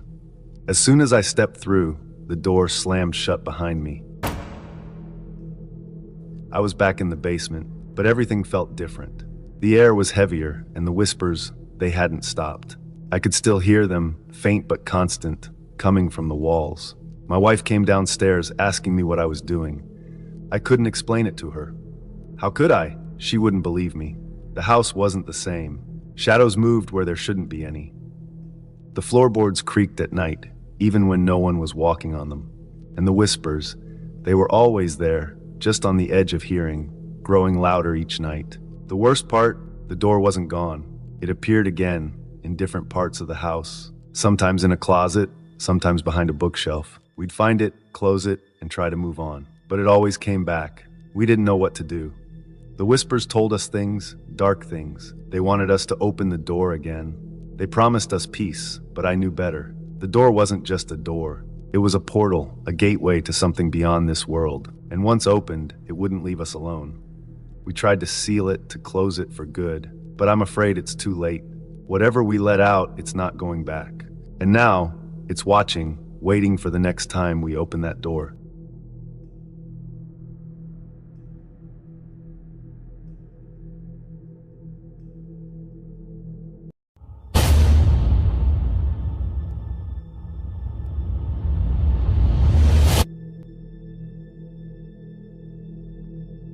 I work for a small tech company and get along pretty well with my boss, Dave. He's one of those guys who are easygoing and friendly. So when he invited me to go on a cruise with his family, I didn't think twice. It was going to be a 5-day trip just to get away from the daily grind.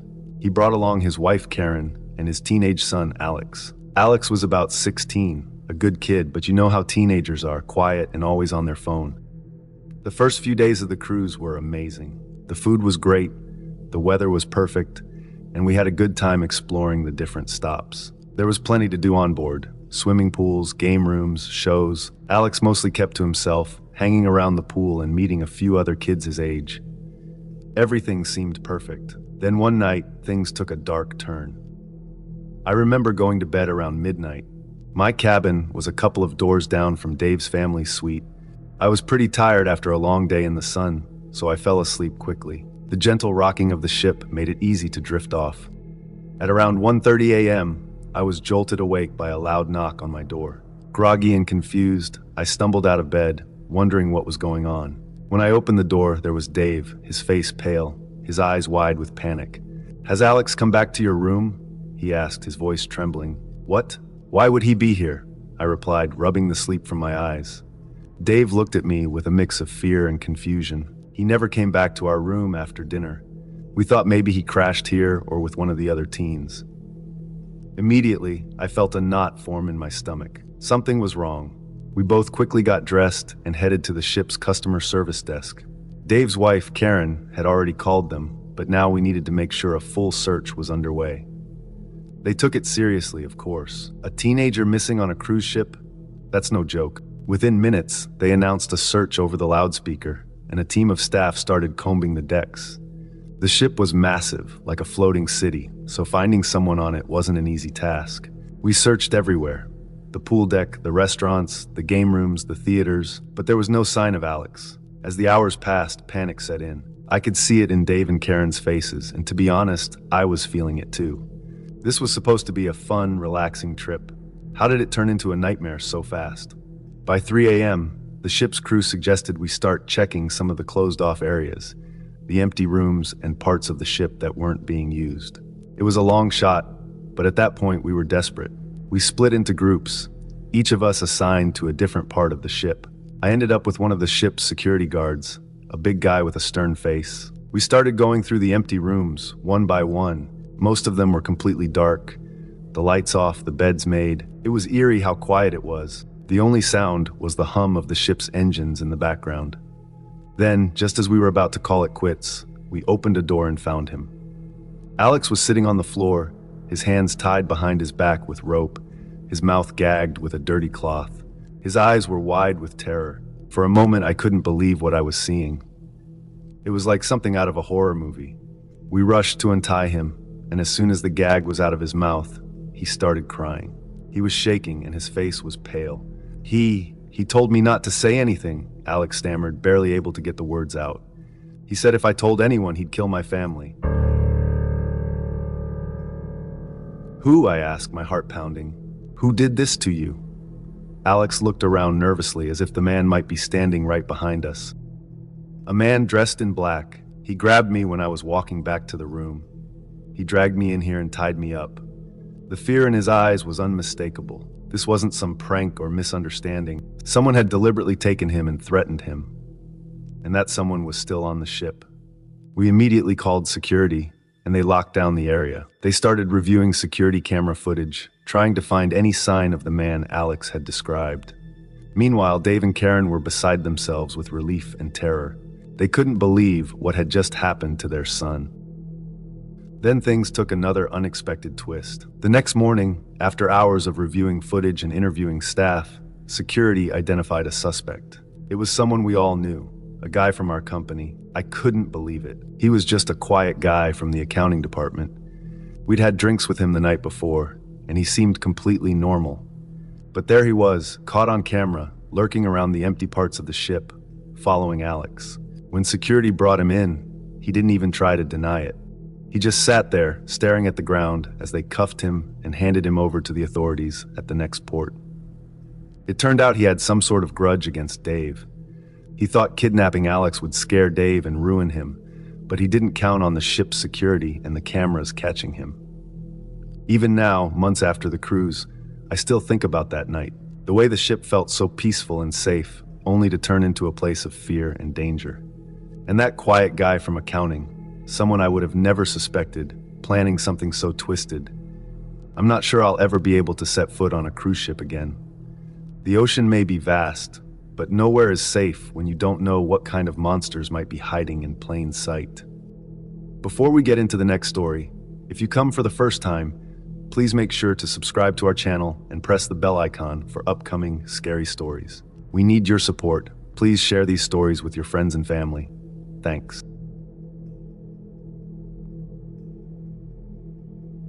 I was 13 years old when my family decided to go on a trip to Antarctica. It was a big deal because we were traveling on a huge cruise ship, and I had never been on one before. I remember feeling excited, my mind buzzing with thoughts of the icy landscapes and the idea of exploring such a large ship.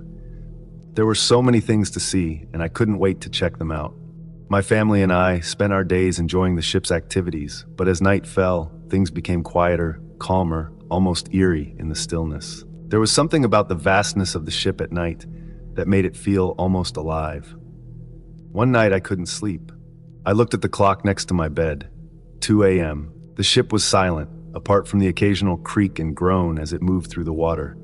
My parents and little sister were fast asleep in our cabin. The quietness felt heavy, like it was pressing down on me. I decided that this would be the perfect time to explore the ship by myself. I didn't think I'd get into any trouble. After all, how much could happen on a cruise? I slipped out of bed, careful not to make any noise, and quietly opened the cabin door. The hallway outside was dimly lit, and the long corridor stretched ahead of me like a tunnel. It felt strange to be walking alone at this hour, but I was too curious to turn back. I wandered down the hall, through the empty dining area, and then to one of the upper decks. That's when I saw him. A boy, maybe around 17 or 18 years old, was standing near the railing, looking out over the dark sea. His name was Robert, though I didn't know that at the time. He turned when he noticed me, and for a moment I felt uneasy. His eyes were sharp, and there was something about his expression that made me pause. "You're out late," he said, his voice low but friendly enough. "What are you doing wandering around at this hour?" I shrugged. Just couldn't sleep. Wanted to explore. Robert smiled, but it didn't reach his eyes. "Perfect timing. I know this ship inside and out. I can show you around if you want." I wasn't sure what to say. A part of me was thrilled by the idea of seeing parts of the ship I hadn't yet explored, but another part of me felt off. But Robert seemed confident, like he knew what he was doing, so I agreed. We walked together, moving through parts of the ship that seemed to be completely deserted. As we went along, Robert started talking about himself. He told me that he had been on the cruise for weeks, traveling from one place to another. He said he knew all the secrets of the ship, the places where no one went, the best spots to hide if you didn't want to be found. At first I thought it was cool. Who wouldn't want to know all the hidden places on a ship this big? But then his stories started to get darker. He talked about sneaking into passengers' cabins when they weren't there, stealing things just for the thrill of it. He even laughed as he described taking a wallet from a man who was fast asleep by the pool. I remember feeling uncomfortable as he spoke. His grin widened as he told me about the rush he got from doing bad things, like robbing people for fun. He talked about how easy it was to get away with it on a cruise. Everyone was on vacation, no one was paying attention. "I could teach you," he said, his voice dropping to a whisper. "We could be a team. You'd never get caught." That was the moment I knew I had to get away from him. My heart was pounding and my hands were sweaty. This wasn't the kind of adventure I wanted. I just wanted to explore the ship, not get mixed up in something bad. I made some excuses about being tired and needing to get back to my cabin. Robert just nodded, still smiling, as if he knew something I didn't. I hurried back to my cabin, my footsteps quick and quiet on the carpeted floor. When I closed the door behind me, I felt a huge wave of relief. I didn't want to think about Robert or the things he'd said. I crawled back into bed, pulling the blanket up to my chin, and tried to push it all out of my mind. For the next few days, I avoided going out alone at night. I stuck close to my family and made sure I didn't run into Robert again. It was easy enough. There were hundreds of passengers on the ship, and I didn't see him during the day. Then something happened that I'll never forget. A man was caught stealing from a wealthy businessman on the ship. He had stolen a gold watch, something very valuable. I overheard some of the adults talking about it, saying that the thief had been arrested and was being held by the ship's security until we reached the next port. My heart sank when I heard them mention the thief's name. It was Robert. If I had stayed with him that night, if I had accepted his offer to team up, I might have been caught too. I couldn't believe how close I had come to getting involved in something terrible. I was lucky, so lucky that I hadn't listened to him. The rest of the trip felt different after that. The excitement I had felt at the beginning was gone, replaced by a quiet unease. I stayed with my family and made sure I was never alone again. The cruise was beautiful and the sights were incredible, but I couldn't shake the feeling that I had narrowly escaped something very dangerous. I never saw Robert again after he was arrested, and I was glad.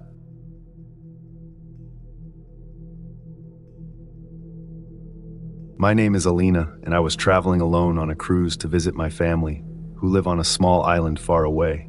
It was meant to be a peaceful trip. I had been looking forward to this journey for weeks, imagining the cool ocean breeze and quiet days at sea. But something happened that I'll never forget, something that still makes me feel uneasy whenever I think about it. It was my second night on the cruise, and I was already feeling a little unsettled. The ship was much larger than I had expected, with long, narrow hallways that seemed to stretch forever. My cabin was on the lower deck, tucked away from the busier parts of the ship. At first I liked the quiet. It gave me space to think and relax. But as the hours passed, the silence became almost too heavy.